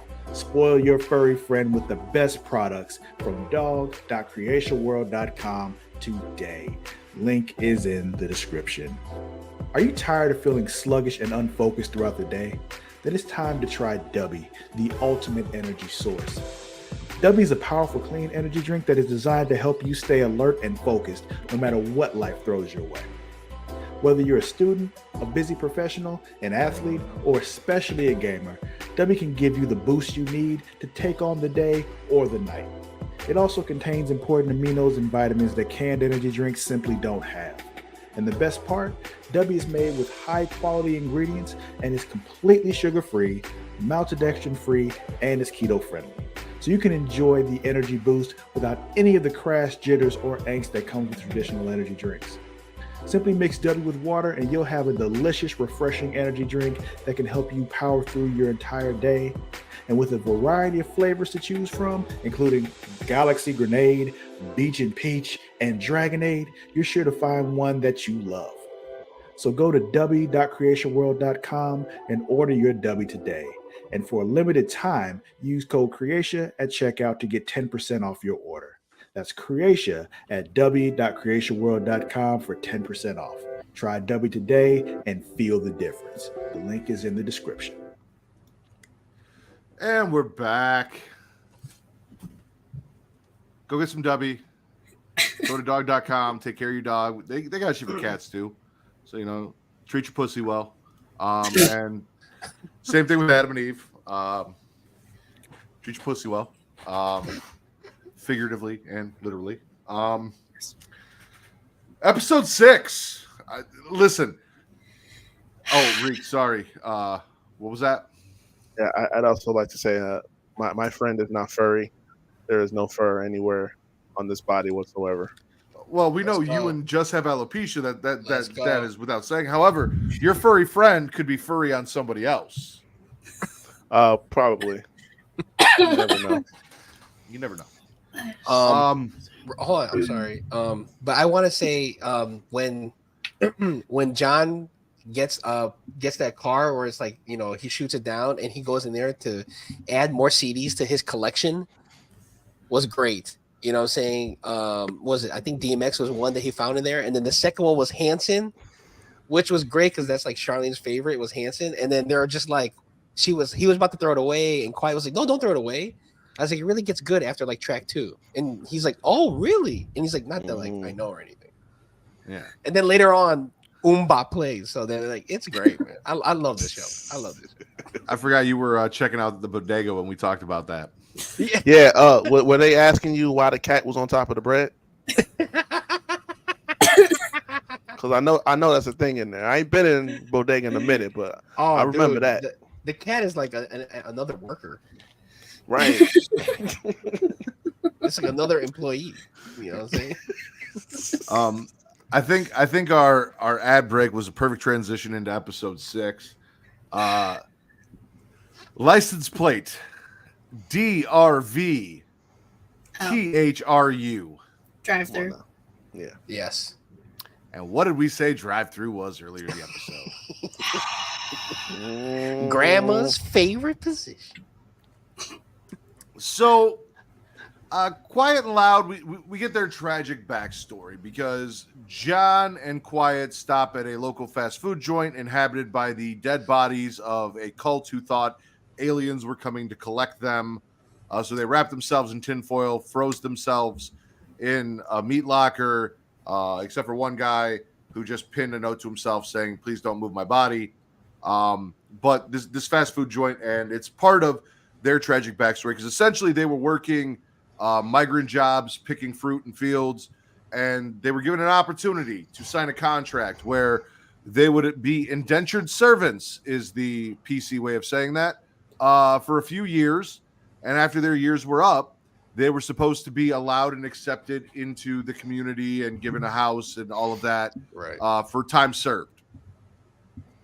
What we come to find out is these rich white people had no intention of ever doing that. They punish their servants by chopping off body parts and then wearing them as jewelry, like ear necklaces and finger bracelets and earrings, and motherfuckers are missing toes and tongues and all sorts of shit. Someone was missing a nose. The servants are not allowed to speak. Quiet ends up running into her brother Loud, who is working in the fast food industry, serving food, while she is a servant to one of these terrible rich white people. We also get a scene where there's an active shooter, and they all just kind of seem annoyed by the fact that it's happening, but they're not too concerned because I guess there's bulletproof glass. And this woman lets everyone know that her contract was up and they lied to her and she wasn't set free and she wasn't given any of her shit. And then the Reapers come for her and take her out. The Reapers are driving Shadow, which we know at the beginning of episode 1, Quiet and Loud were driving. So Right.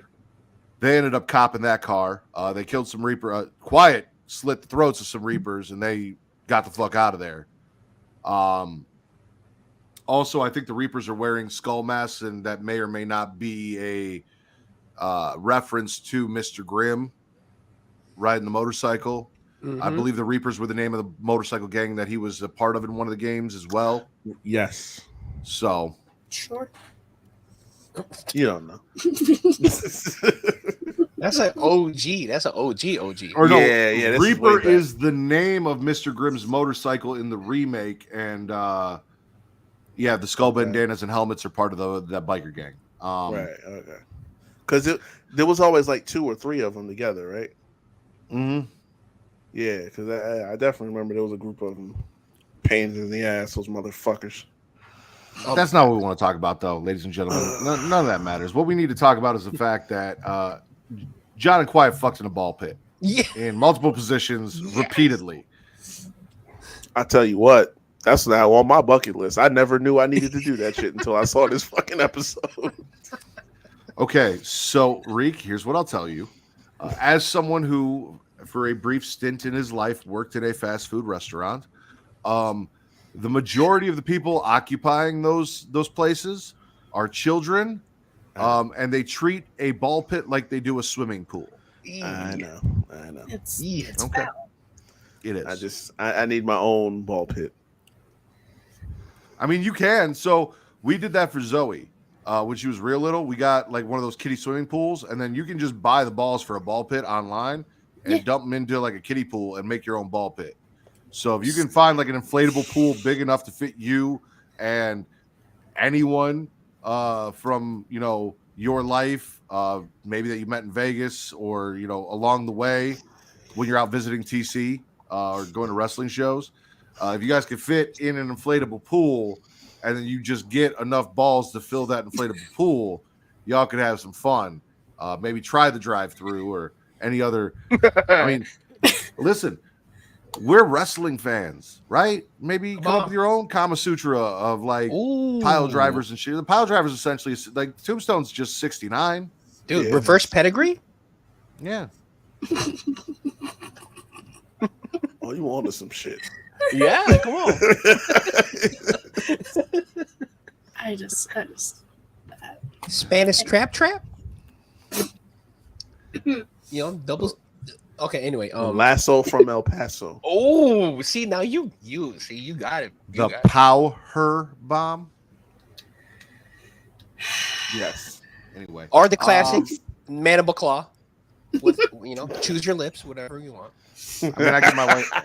Never mind. I shouldn't say that on stream. Anyway. same for the after show. So while all that's going on, after they fuck, they're sitting down there having a little heart to heart, and Quiet's like, I still want to go kill Stone. And John's like, dude, he almost killed you. Like, I just saved you. Why would you want to go back? You're not going to, come with me. Be my partner. Ride with me to Chicago. Come get inside. And he doesn't realize, this is triggering for her. Like, this is PTSD because she thought she was getting inside. She had some fuck shit happen. But she also didn't, convey that message to him in any way, shape, or form. Like, their communication is terrible in this early beginning of their relationship. So she's like, I don't want to go inside, but he doesn't know why. He doesn't get it. He thinks, it's all fun and fancy games and steak and people that don't take care of their children having good times on the inside.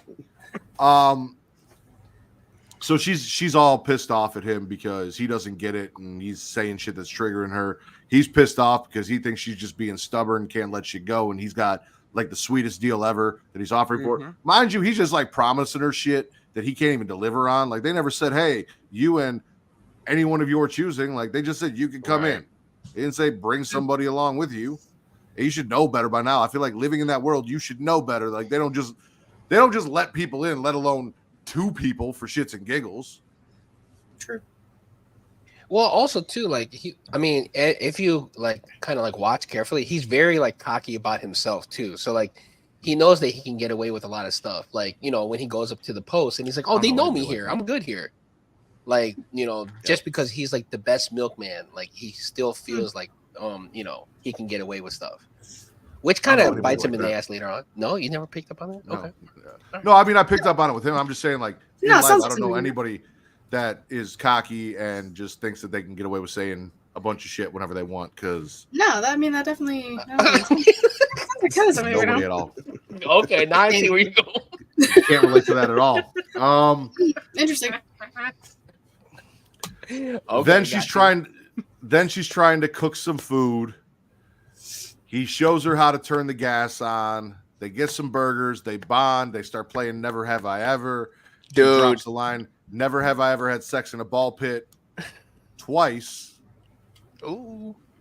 And then we're back at it, ladies and gentlemen. It is full on smacking it raw in the ball pit. They were getting off all over the balls in the ball pit.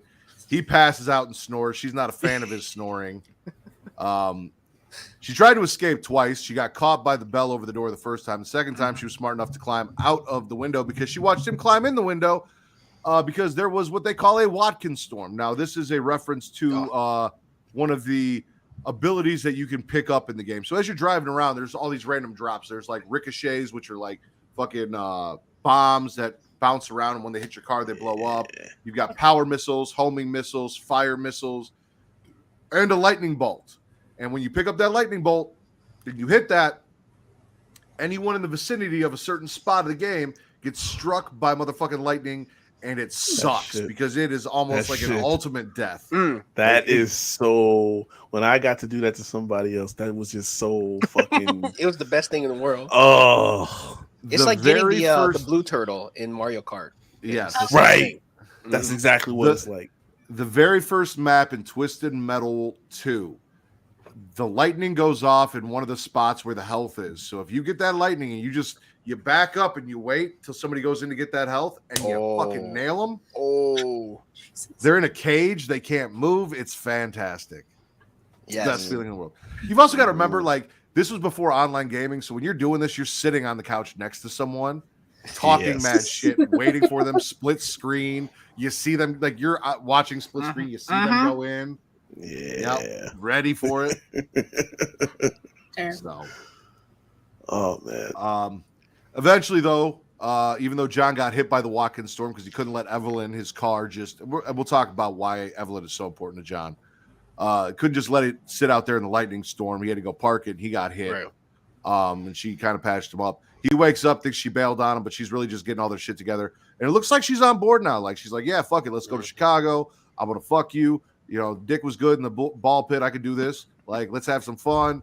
We'll be a family. We'll move in. There was talk about moving in and living together, and then they both kind of chickened out of it real quick. Yeah. Well, one of them did. Things are going well. Listen, drive through. The main thing you need to know is they fuck in the ball pit, and just go watch that episode for the ball pit fucking. Like, yeah. The quiet, loud backstory is sad and heartbreaking, and also really relieving when you watch her slit those guys' throats and they escape and as a brother and sister. That's a very nice touch, but mostly just them fucking in a ball pit. Yeah, but it also gives you the explanation as to why when you first see her, like, she's mute basically, and even like when she first got captured with her and her brother, like, she was quiet because it was like that trauma just kind of sat with her for all this time after, so she's just used to not talking at this point. Mm-hmm. That's also something we didn't touch on. John named her quiet because she wouldn't fucking talk early on in like episode 2 or 3 because she just wasn't fucking talking. He's like, what's your name? Really, you're not going to tell me your name? Fine, I'll just call you Quiet. If you want to be fucking quiet, I'll call you Quiet. And we never find out what her real name is. She is just quiet for the rest of the series. Mm-hmm. Yeah. Also, too, like when Quiet and Loud were talking about like the alien stuff, isn't that like a callback from? I think it's 3, right? When there's a thing that you can get where they confirm that aliens exist. Yeah. Is that from 3 or is that from 4? I think that's from 3. Where one of the ending stories has to do with like dude's crazy and wants to prove that aliens exist. It's a whole thing. It's like a voicemail or something like that, right? I can't remember, but I know that it ties into one of the older games. I just can't remember if it was an actual recording. That is also part of the Never Have I Ever in the discussion where they kind of get back together is like, do you believe in ghosts? Who do you think are on ghost ships? What are you going to tell me you believe in aliens next? You don't believe in aliens? You think? Which I believe in aliens and ghosts, so like I'm with them on this. I don't know where the fuck she was getting her information from. Right. She was literally talking to her dead brother an episode or 2 ago. I'm about to say, like, yeah. And then my favorite, don't get me wrong, Drive Through is up there, but episode 7, my favorite episode. License plate NUT H0UZ. Nut house. That is Yeah. correct. Come on. We get the origins of Marcus Kane, and this is the most fucked up horror shit in the entire show. Yeah, this was Because yes, he is a creepy dude in a clown mask with a machete and like a bondage clown who enjoys murdering people. But how did that start? He started as a child actor who was being upstaged by a dog and finally just said, fuck it. And in the middle of a live recording of his show, took the knitting needles from the old lady and murdered the dog in front of everybody because even his stepfather and mother were like, oh, but the dog's a better actor than you. And like, he just couldn't take, that's fucked. yeah, he couldn't take it. He snapped. He got sent to multiple facilities, eventually as an adult, ending up in Blackhurst Asylum. Yeah. Yep. Which they return to because he needs closure. We find out that he went and found his mom and dad after he got out and the world went to shit, brought them back to the asylum and locked them up and left them there. But he doesn't need them now because he's got Stu. And fans. Right. I guess. This is also where they mentioned his dad driving the taxi, which we talked about earlier. His dad being Charlie Kane, the taxi driver for Yellow Jacket, the first movie or first video game. First game. Blackfield Asylum, not Blackhurst. Blackfield Asylum. He's got severe mommy and daddy issues, and after Stu kind of showed him where some of the outposts were. They were going on a little trip before they got there, liberating some things, getting some followers, getting a cult behind him, if you will, to follow him around and applaud his performances because he took his performance on the road as per what John and Quiet said he should do, and this is how he thought to do it. Stone's kind of pissed off. Stone wants him dead, so they find out that he's over where he was and where he's going.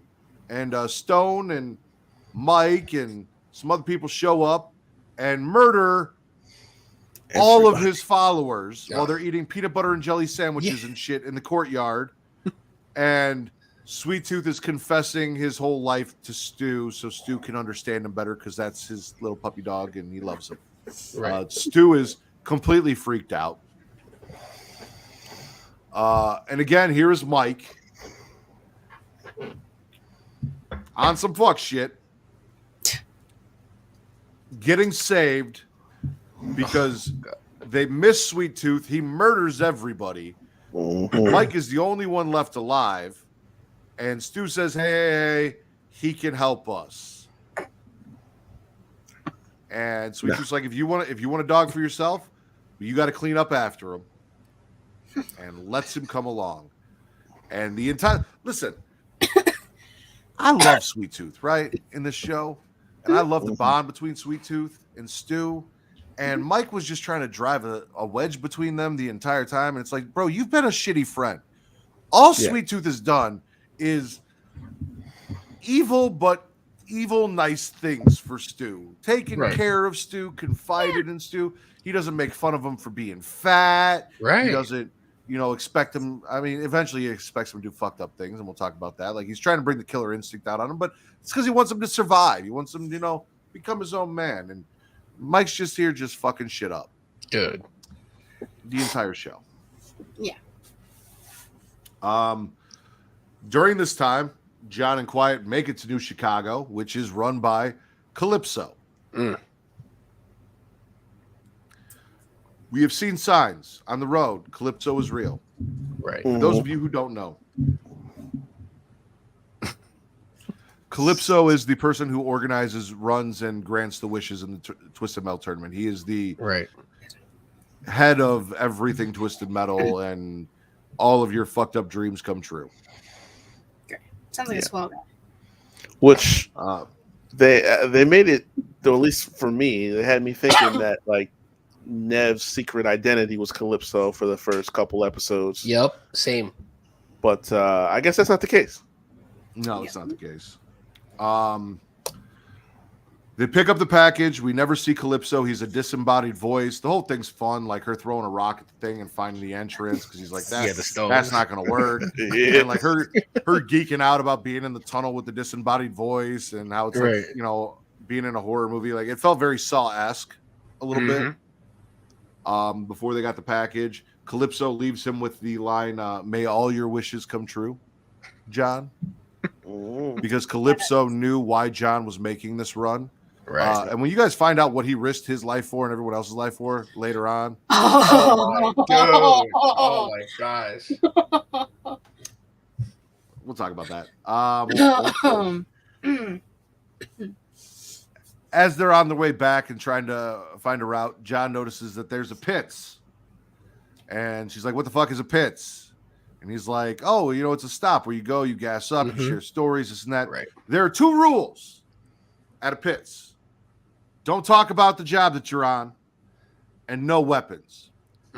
Which Quiet makes very clear that the no weapons rule is very stupid because anything could be a weapon, and starts talking about all the different things you could use as a weapon.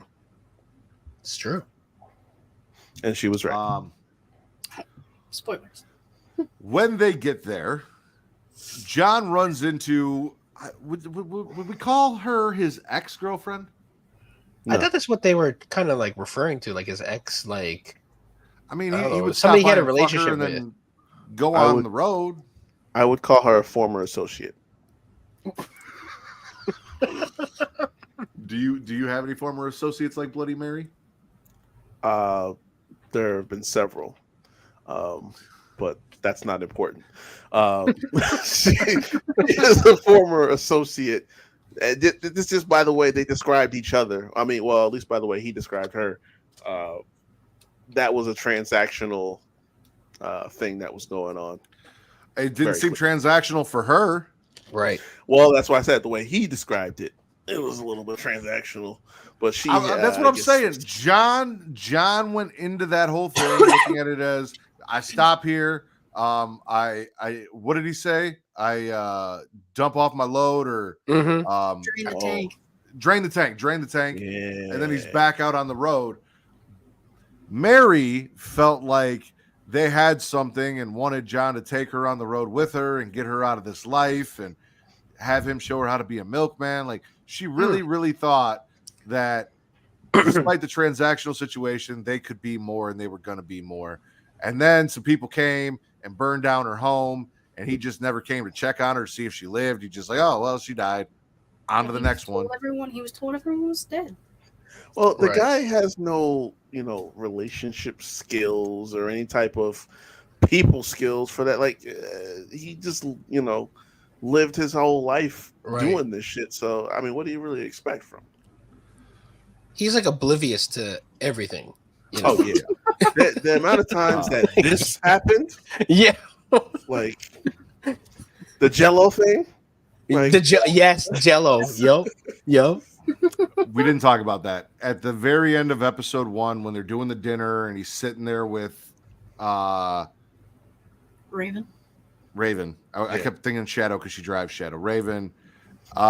They bring out dessert and they say Jello. And at some point, for whatever reason, he thinks that is how they say goodbye in New San Francisco. Mm-hmm. So that is how he says goodbye for the rest of the series until she breaks it to him that why do you say Jello? And he's like, it's a thing. And she's like, no, it's a dessert. And he's like, no, like there was this guy and there was this dinner. And then at the, oh, fuck. So, yeah, it dawns on him that he's been making an ass out of himself. However, Bloody Mary is extremely jealous and not happy that John showed up and is letting this girl ride around in his car and go on adventures with him and all the things that she thought she was going to get to do that he doesn't get to. And John gets drunk and fucks up and breaks rule number 1. Tells Mary what the prize for delivering his package is going to be. And Mary tells everybody, and ladies and gentlemen, inside the pits is a very variable who's who of Twisted Metal drivers.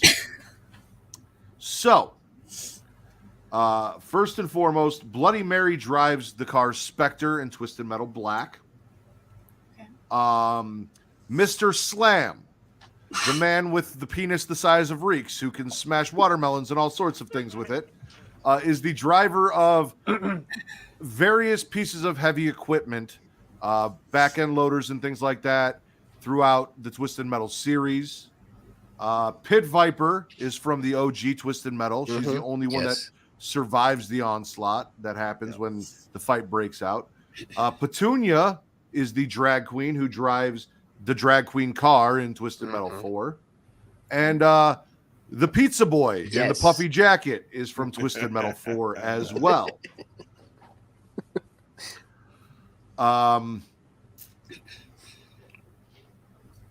So essentially, she goes and tells everybody, hey, this is what John's got. Everyone wants to get in. They want what John is promised. And then John's like, yeah, but did you guys discuss like who's going to get this motherfucker? Like, you guys are going to kill me, but great. Then who gets it? So everyone starts fighting everybody. Mary is trying her hardest to kill Quiet because jealousy. Right. Yep.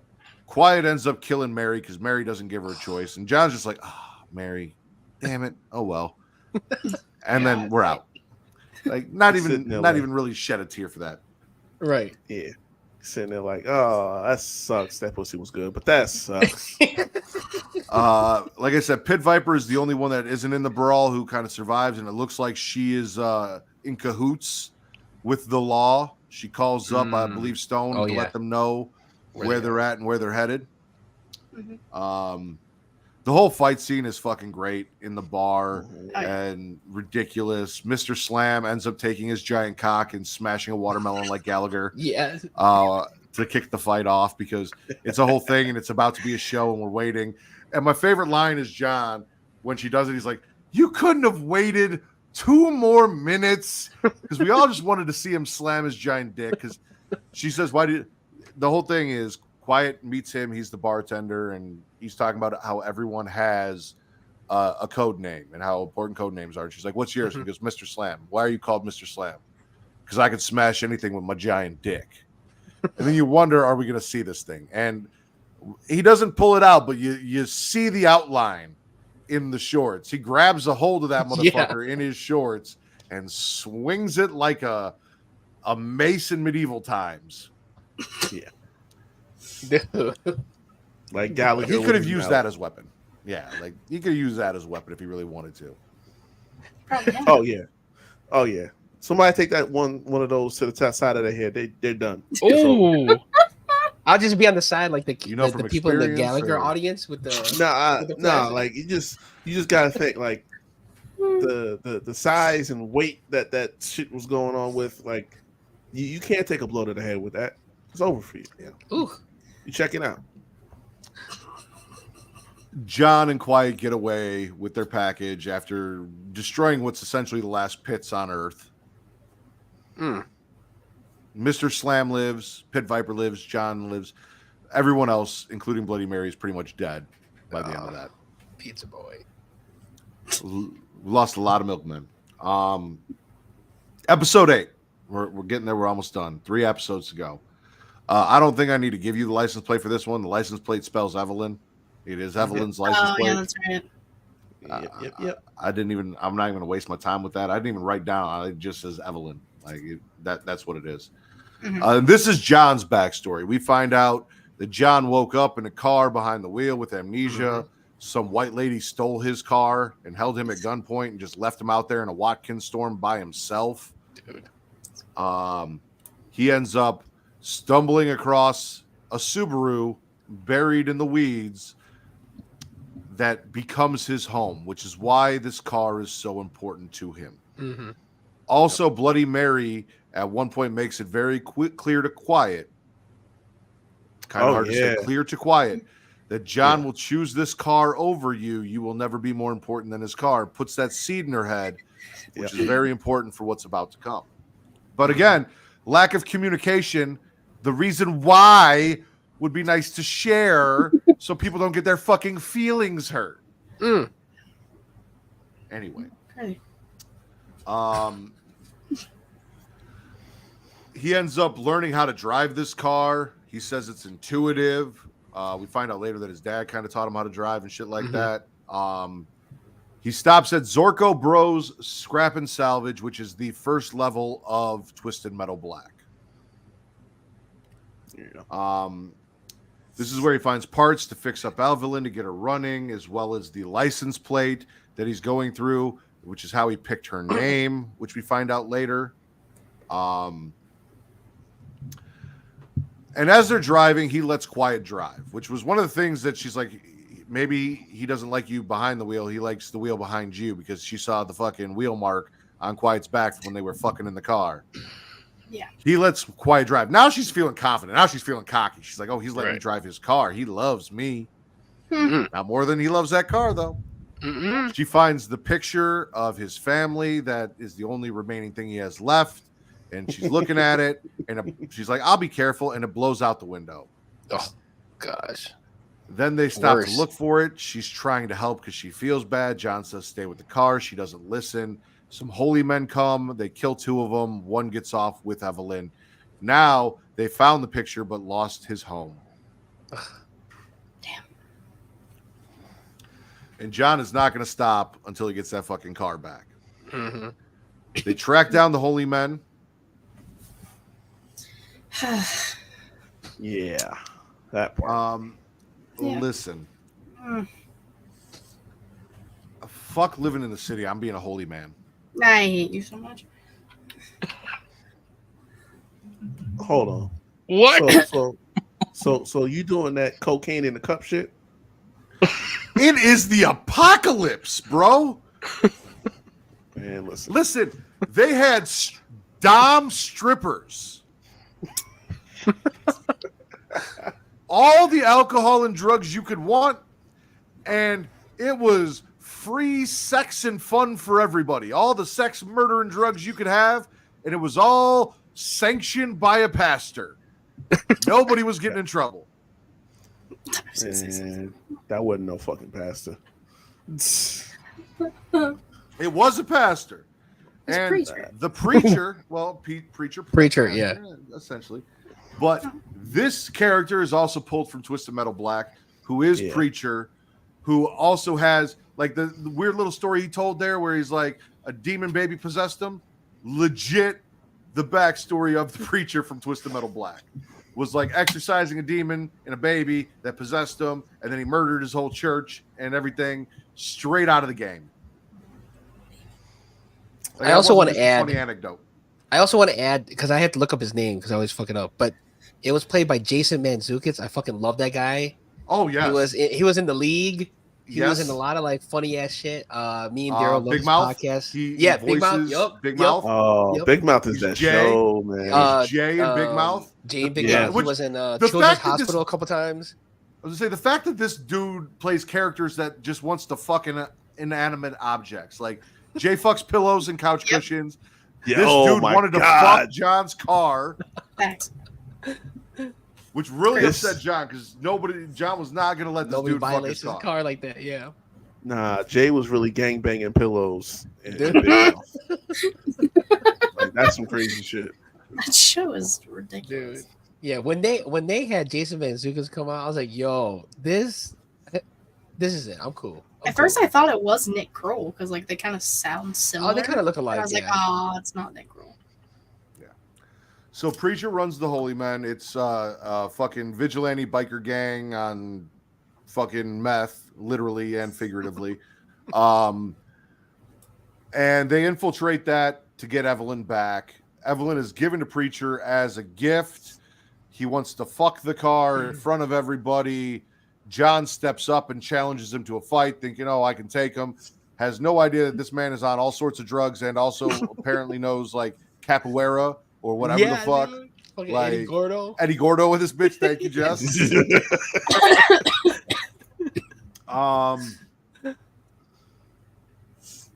Also, backstory for Preacher, like I said, he drives the car Brimstone and Twisted Metal Black, possessed by a demon baby in his backstory. Also, he is supposedly, according to Twisted Metal Black, the one that cursed Sweet Tooth with the flaming head. Oh, okay. Huh. Huh. Okay. Digging it. John ends up getting his ass whooped. Like he cannot beat Preacher. Quiet runs off to find another car so they can get the fuck out of there and escape, and she can save John, and they can go get this package and make this delivery and live happily ever after. John is not leaving Evelyn, and ladies and gentlemen, Evelyn does not make it. See, now you know what's really fucked up about this is they That you really cried decided. when they blew a car up. No. They decided to play My Immortal by Evanescence, which why the fuck did you do that to me? Yes. I was Did like, you cry when the car blew up? No. You I said cried. the I scene. there were little tears when My Immortal started playing because that song fucks me up. I was like, the audacity, the disrespect. Some You bullshit. have to set the scene. Not with My Immortal. Imagine how John felt. His home was destroyed. Dude, Yeah, they his really home brought the blew up. emotion though. They Everything. really did. you know? Yeah. Yeah. Evelyn was the closest thing John had to a girlfriend prior to Quiet showing up. True. I mean, True. Yeah. It was his everything, you know. Yeah. He doesn't remember his family. All he ever had was Evelyn, and Evelyn blew the fuck up. And John told Quiet, I'm not leaving without my car. You can get the fuck out of here. Peace. And she did.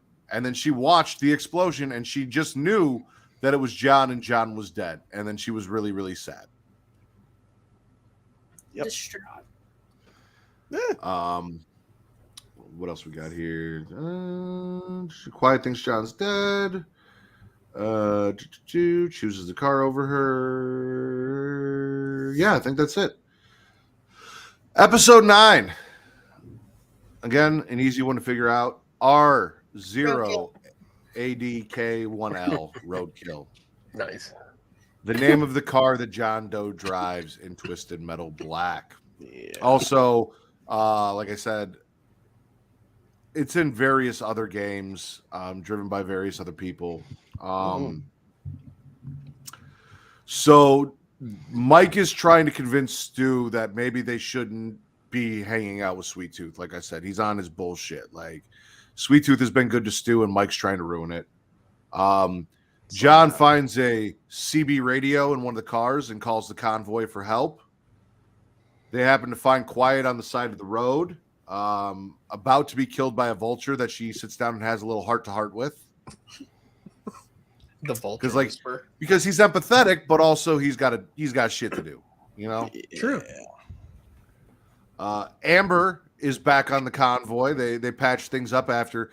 So apparently Amber poisoned Watts because Amber wanted to, let their love grow, and she needed a place to spread out, and there wasn't enough room in the convoy for that. So Watts threw her ass out of a moving semi-truck. But they were able to fix it because Granny told her, like, don't let that shit ruin the love that you have. Like, you need to go back to her, and you guys need to scissor the fuck out of each other and have a good time. And that was page 70 in the Granny Sutra.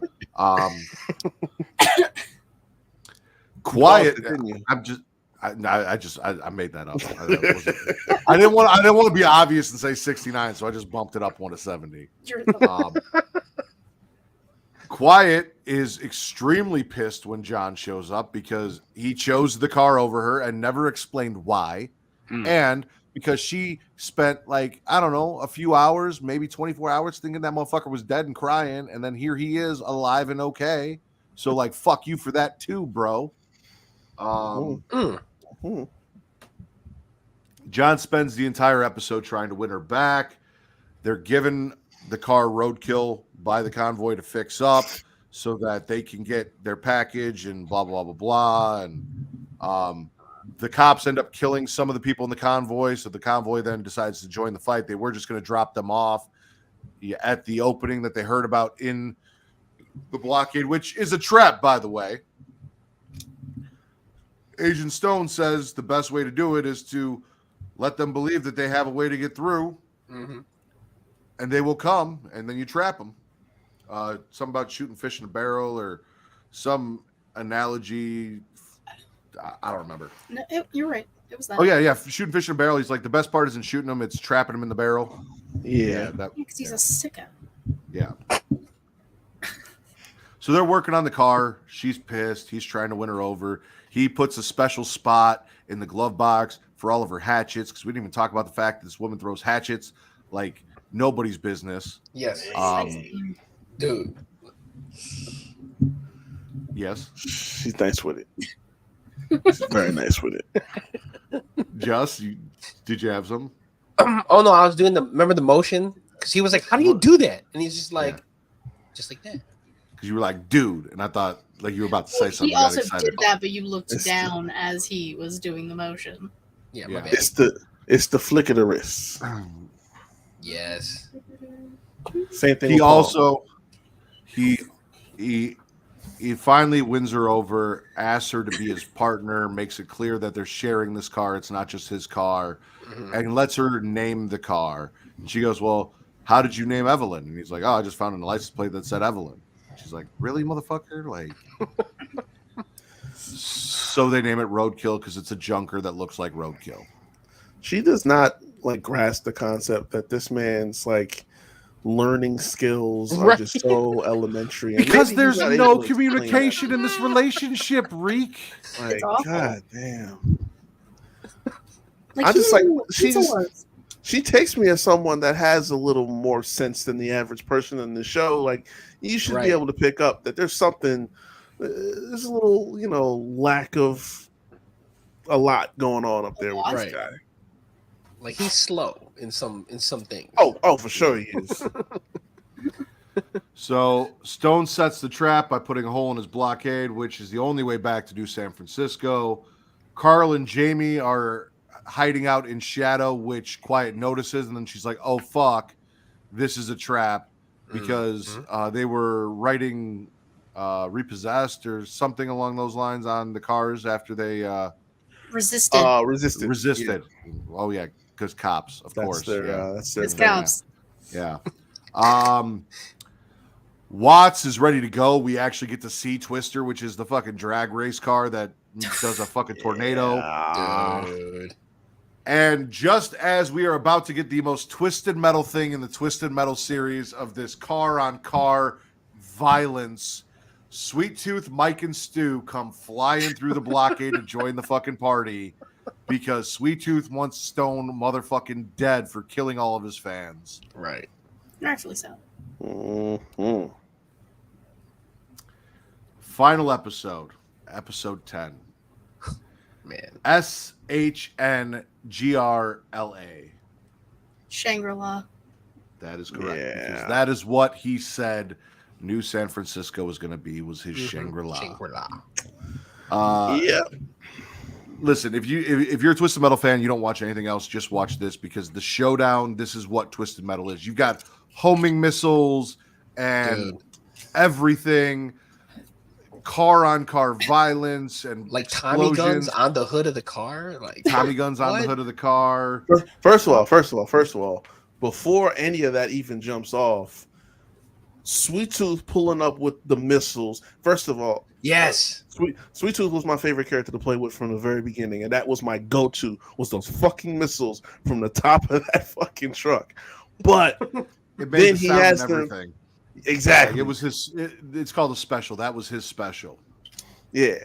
Then he has them go in the bag to Harold, and it turns out what's in the bag is lighter fluid Mm-hmm. to go right on top of his head to get the flaming head. I actually clapped when that happened because I'm like, Yes. you're not gonna tell me we're gonna go this whole show. We're not gonna get the flaming head. Honestly, I was so entertained. I didn't even think about it until he lit his head on fire, and I'm like, holy shit! He's been going this whole fucking show, and his head wasn't even on fire.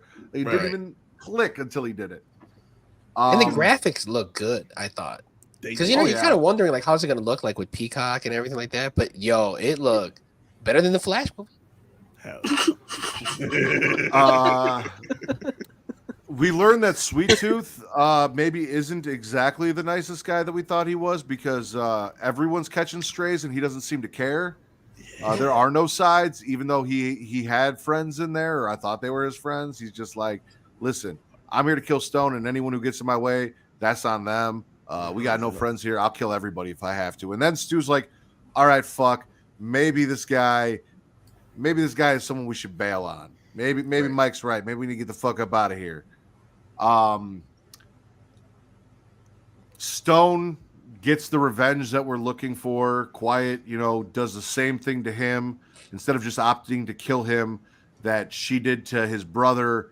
They also, I don't know how they knew about the bear or if he just brought it with him and it just happened to lay there, but he looked at the bear from the child that he killed and decided to handle things himself. He got off in his own way. Nice blood. Jamie and Carl got blown up by a homing missile, which also we watched follow Twister around the fucking track. She guided that motherfucker and led it right into them. So Shadow blew up. What else do we got here?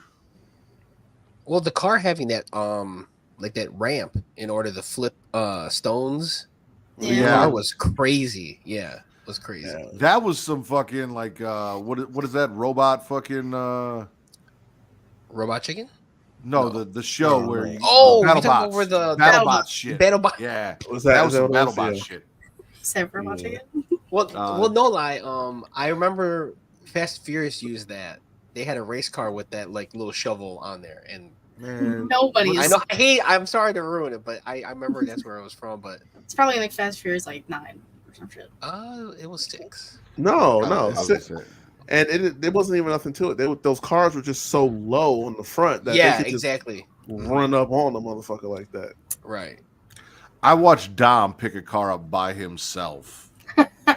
bro. And that was the point where I Man. checked the fuck out of this show, these Listen. movies. It gets worse every time. This motherfucker pulls helicopters down with his Dude, car. Listen, but at least he's doing it with a car, right? This Yeah, man but- picked the entire front end of a fucking car up by himself. Listen, who the fuck do you think you are? Oh, no. I know you're like, oh, Dwayne The Rock Johnson was in the franchise. He thinks he's strong.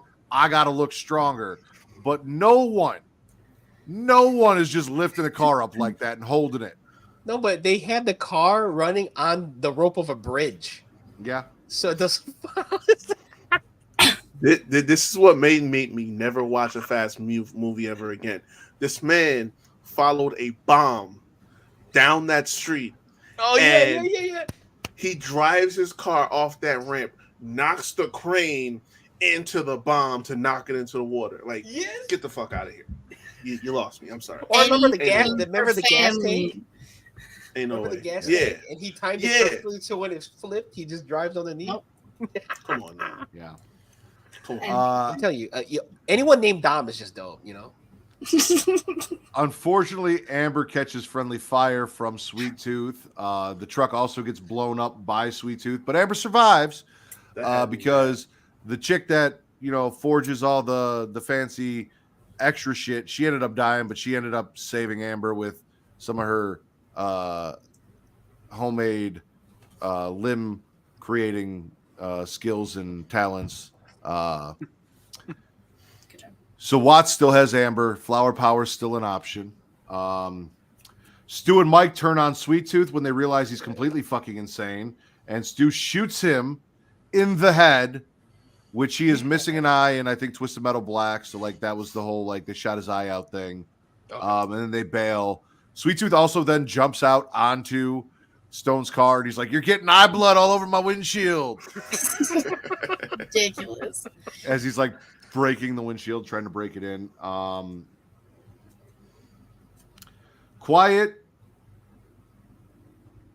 Or is Sweet Tooth dead? That's my question. Is Fuck Sweet Tooth dead? no. No No, way. did you see the? You don't Did you kill see the Sweet end? Tooth. What do you mean? Did I see the end? After the Oh, credits. the post credit scene. I don't think I did see a post-credit scene. You watched it through twice and didn't watch the post-credit scene? Well, because I'm on Peacock and it always just goes to the next episode. Mine didn't. Yeah, see, I was doing that too, but as I was rewinding or not rewinding, fast forwarding, I see there's a scene and they're sitting out by the lake with a bunch of blow up dolls, and I'm gonna leave it at that. I am gonna go watch this as soon as we're done. Yeah, Neither here nor there. Is it the post? Okay. So that's the thing. All right. Yeah, no, I just shut it off because there hadn't been a post-credit scene prior 9 episodes. I didn't think there was gonna be one in episode 10. that's what I thought, and then I caught it. I just let it run and it did, and I was like, "Well, hey, what's this?" All right. So neither here nor there. Back to the show at hand. Quiet and John make their trip. Quiet is not part of the deal. John's allowed in. John's like, you know what? Fuck that. I don't want my dream anymore. I want pussy. And Quiet's like, you're not giving up your dream for pussy. And she fucking shoots him in the leg. So they have to take him in. She steals his new car. And she goes off to be the Robin Hood of milkmen. Yeah, where she's robbing the milkmen to give the shit back to the people who are suffering. Raven gets her delivery, which is ice cream. This All that Bitch. all that for Rocky Road, and she didn't even and like it wasn't even the right ice Right. cream. I was like, you 'Cause she wanted stupid pecan, bitch. right? She wanted pecan. Is that what it was? I was like, she wanted something, but I was like, this is fucking ridiculous. It was pistachio. I'm sorry, Oh. pistachio. There you go, pistachio. Yeah. Regardless, doesn't matter. This pissed me Who doesn't off. like Rocky Road, by the way? Like, But I mean, all of this was just proof that John was as good as they thought he was because he had made so many runs for them, and But most milkmen don't. So this was just a Right. test. It wasn't really about that. It was about because she Yeah, needs him to ride for her in Twisted Metal, and that's what all of this is about. They manipulate this man. They have created a fake life. All these people are actors just hanging out in a bar, which, by the way, the name of the bar, which is Kelly's. Kelly is Raven's best friend in the story from Twisted Metal Black, who is bullied and killed, and her whole motivation for joining the tournament to get revenge. So Raven hanging out in Kelly's bar is a nice little touch. okay. Yeah. No, it's Very dark still- stories. That's why Twisted Metal Black came. Yeah. I understand. Super All very dark. It still got me pissed. Like Oh, I get it. It was, we're testing the waters with this driver. Like we were just saying, like Fast 2. They send them out to go run to one of his cars in the lot, and then they wound up doing all the Fucking shit for a cigar. and cutter, like Like, terrible. yeah, no, we did that for a job. Okay, cool. But ice cream in post apocalypse, no, I'm Right. sorry. I mean, listen, they're all out. They gave him his own apartment. They've got these people pretending to be his friends. They're checking in on him. They even got him some they set him up on some Tinder pussy. yeah. He doesn't know how to They did come on. If this is all a game, They they did. just said, hey, you're gonna fuck John because we need John to stay. We need him to forget about Quiet. So let's make this happen. I'll tell you what though, because she was the guard that was all aggressive and shit when they pulled. I'm like, she bad. Oh yeah. Oh, girl, man, come on. I was picked the ready right for one, that. that's for sure. Yeah. Come on. He doesn't know how to, handle a pizza delivery. He also gets pizza for the first time. He didn't even know what the fuck pizza was. He's like, this is Uh, I And then appreciate thanks everything the guy you went 'cause- through to bring this. yeah.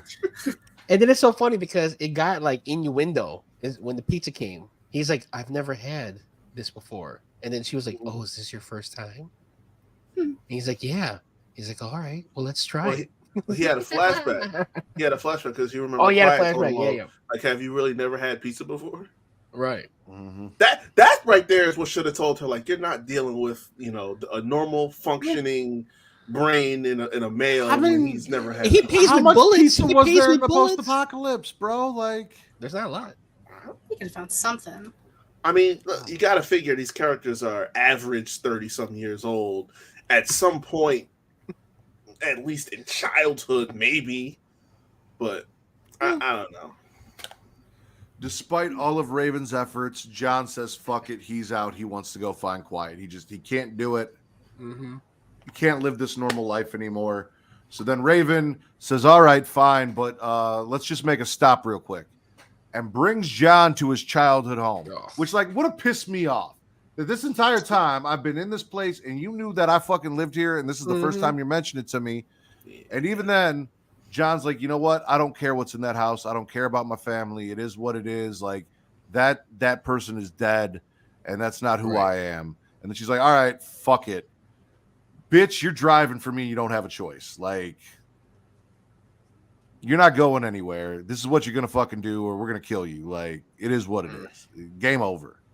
I need you. Because I need pecan ice cream, and I never got it. So you got to go win this tournament so I can get my fucking Pistachio. pecan ice cream. Pistachio, whatever.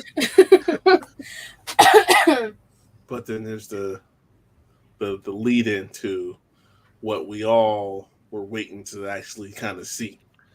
Which is the tournament setup, which gave us A, Mr. Grimm, the actual Mr. Grimm on his motorcycle, Yeah. and B, Axel, which is essentially Bobby Lashley with 2 giant truck tires Dude. in either hand.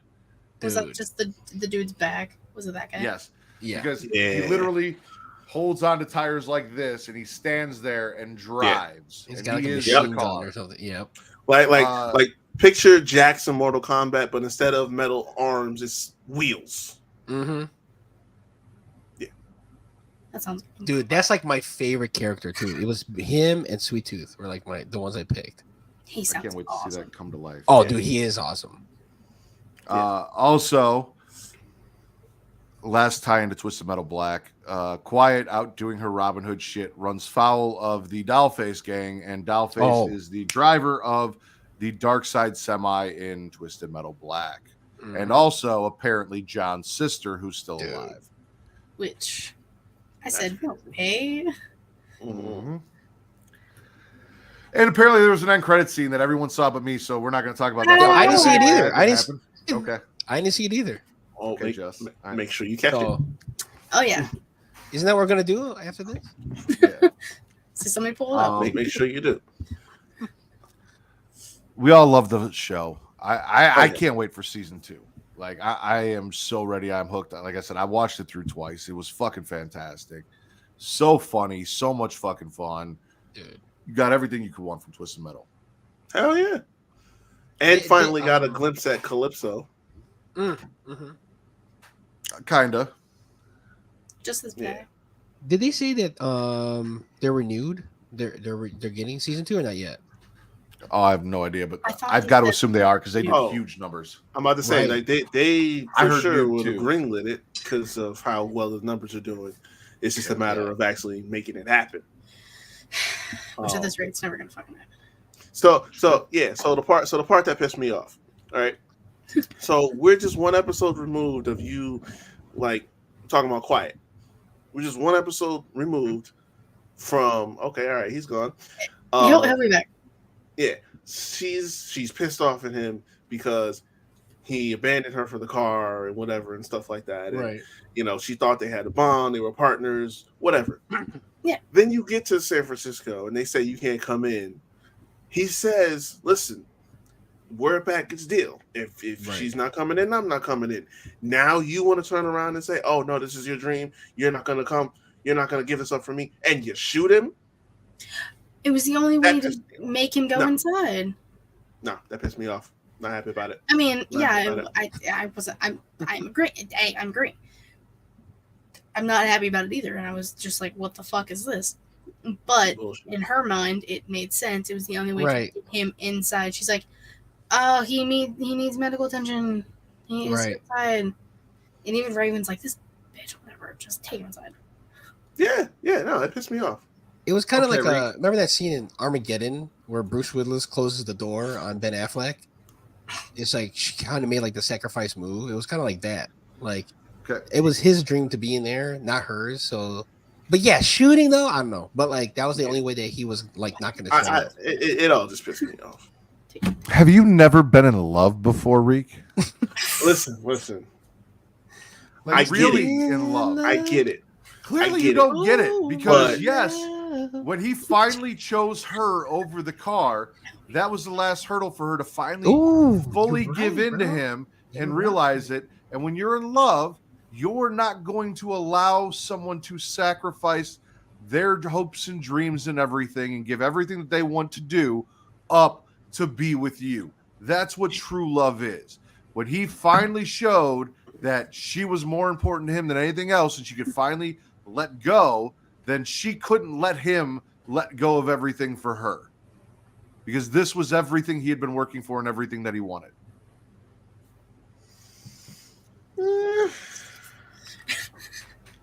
He went I from mean, I guess. Axel to True ass. love. Come on, speak on it, Don Juan. Mad Don Juan, right there.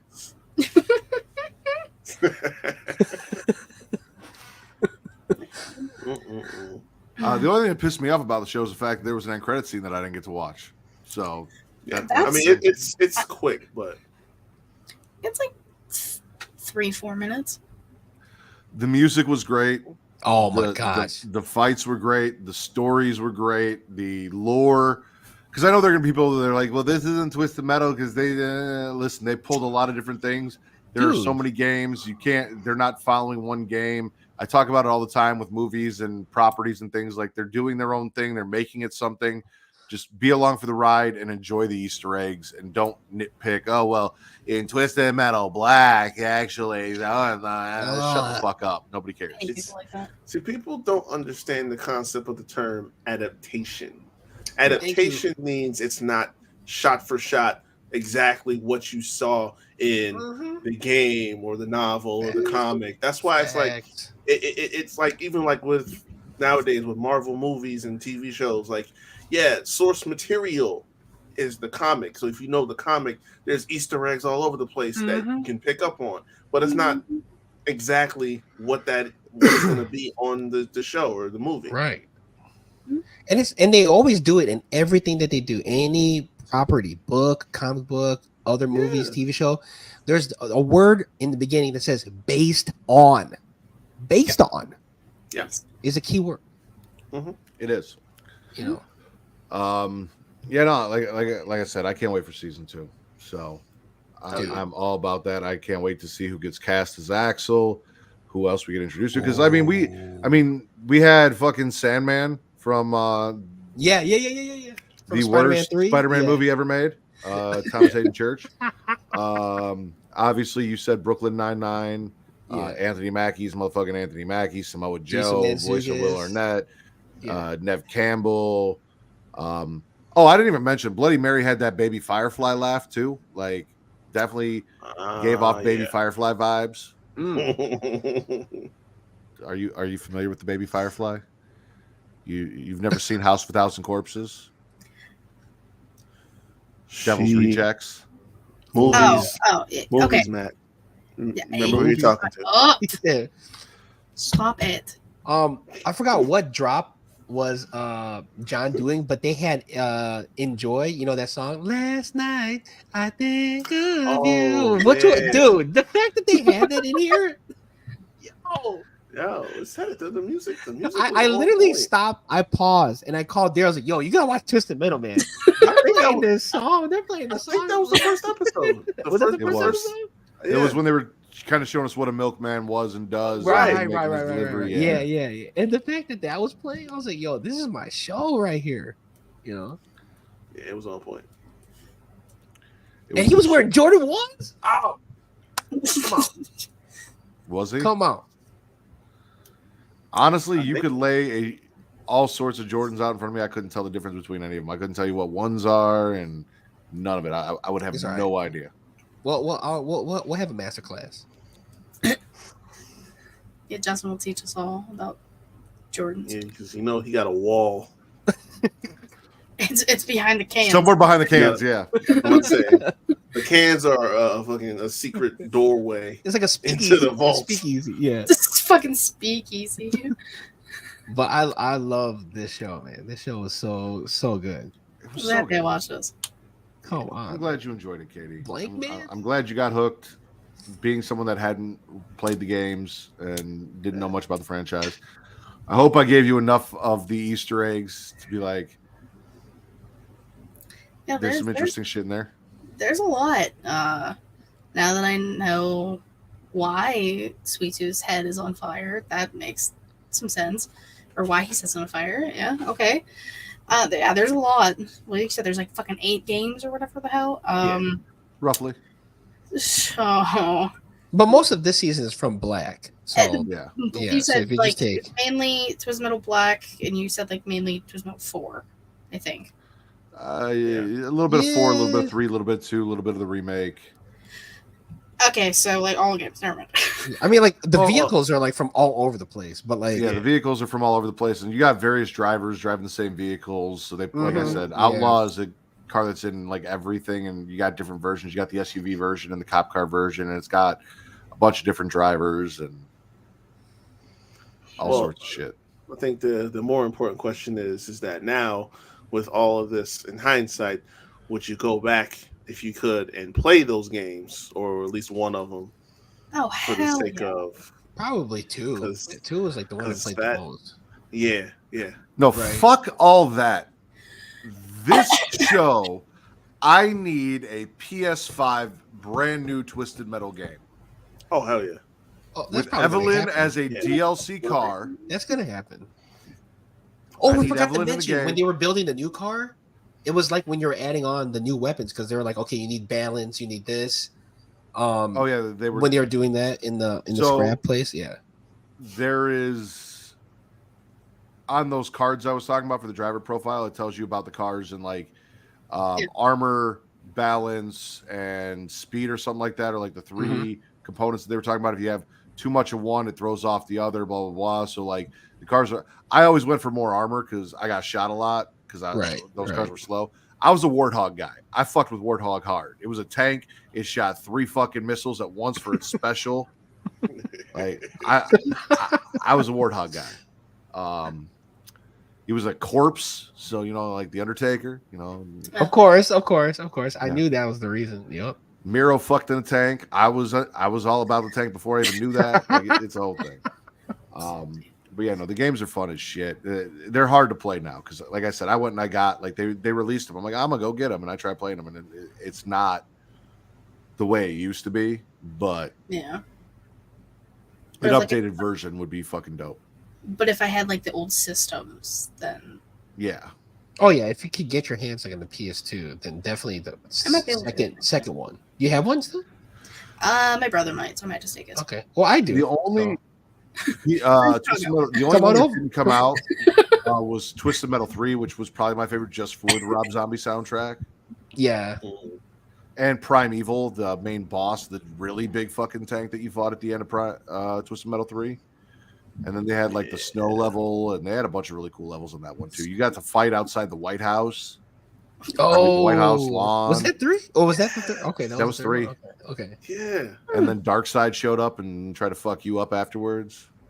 Yeah. I remember one map was like a circus or something like that. Like it was that track like had that open space, like something like that. That's the most like clear memory I have is playing a lot on that track. Yeah. Is that 4?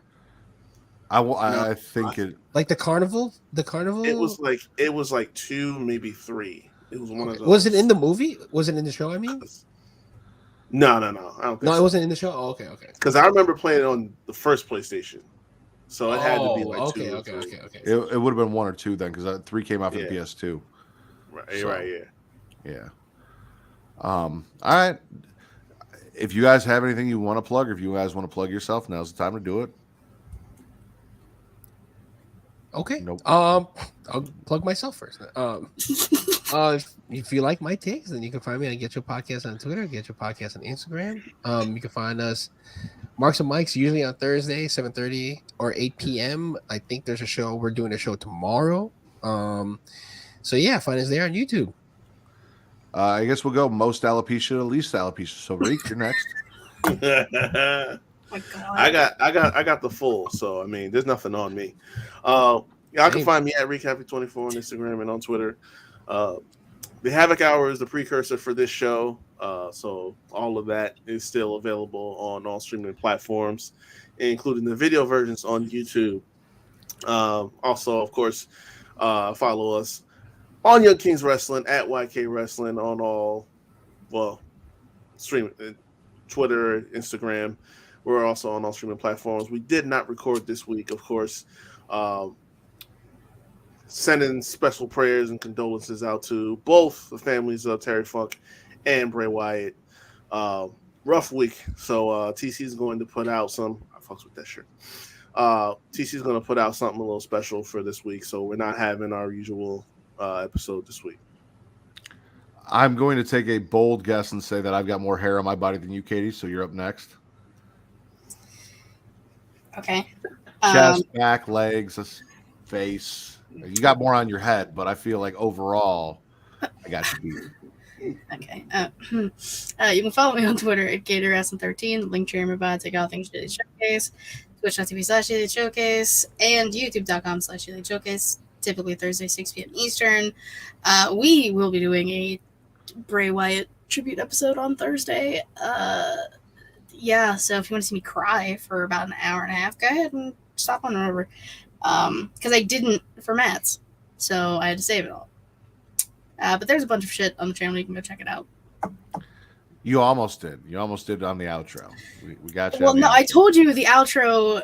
A tear fell, but you couldn't see it because you weren't paying attention, and no one else can see what I can see at the bottom. So, Oh, I could see. I watched. I saw it. Shut up. No, you I didn't. mean, a lot of people got kind of choked up last night. So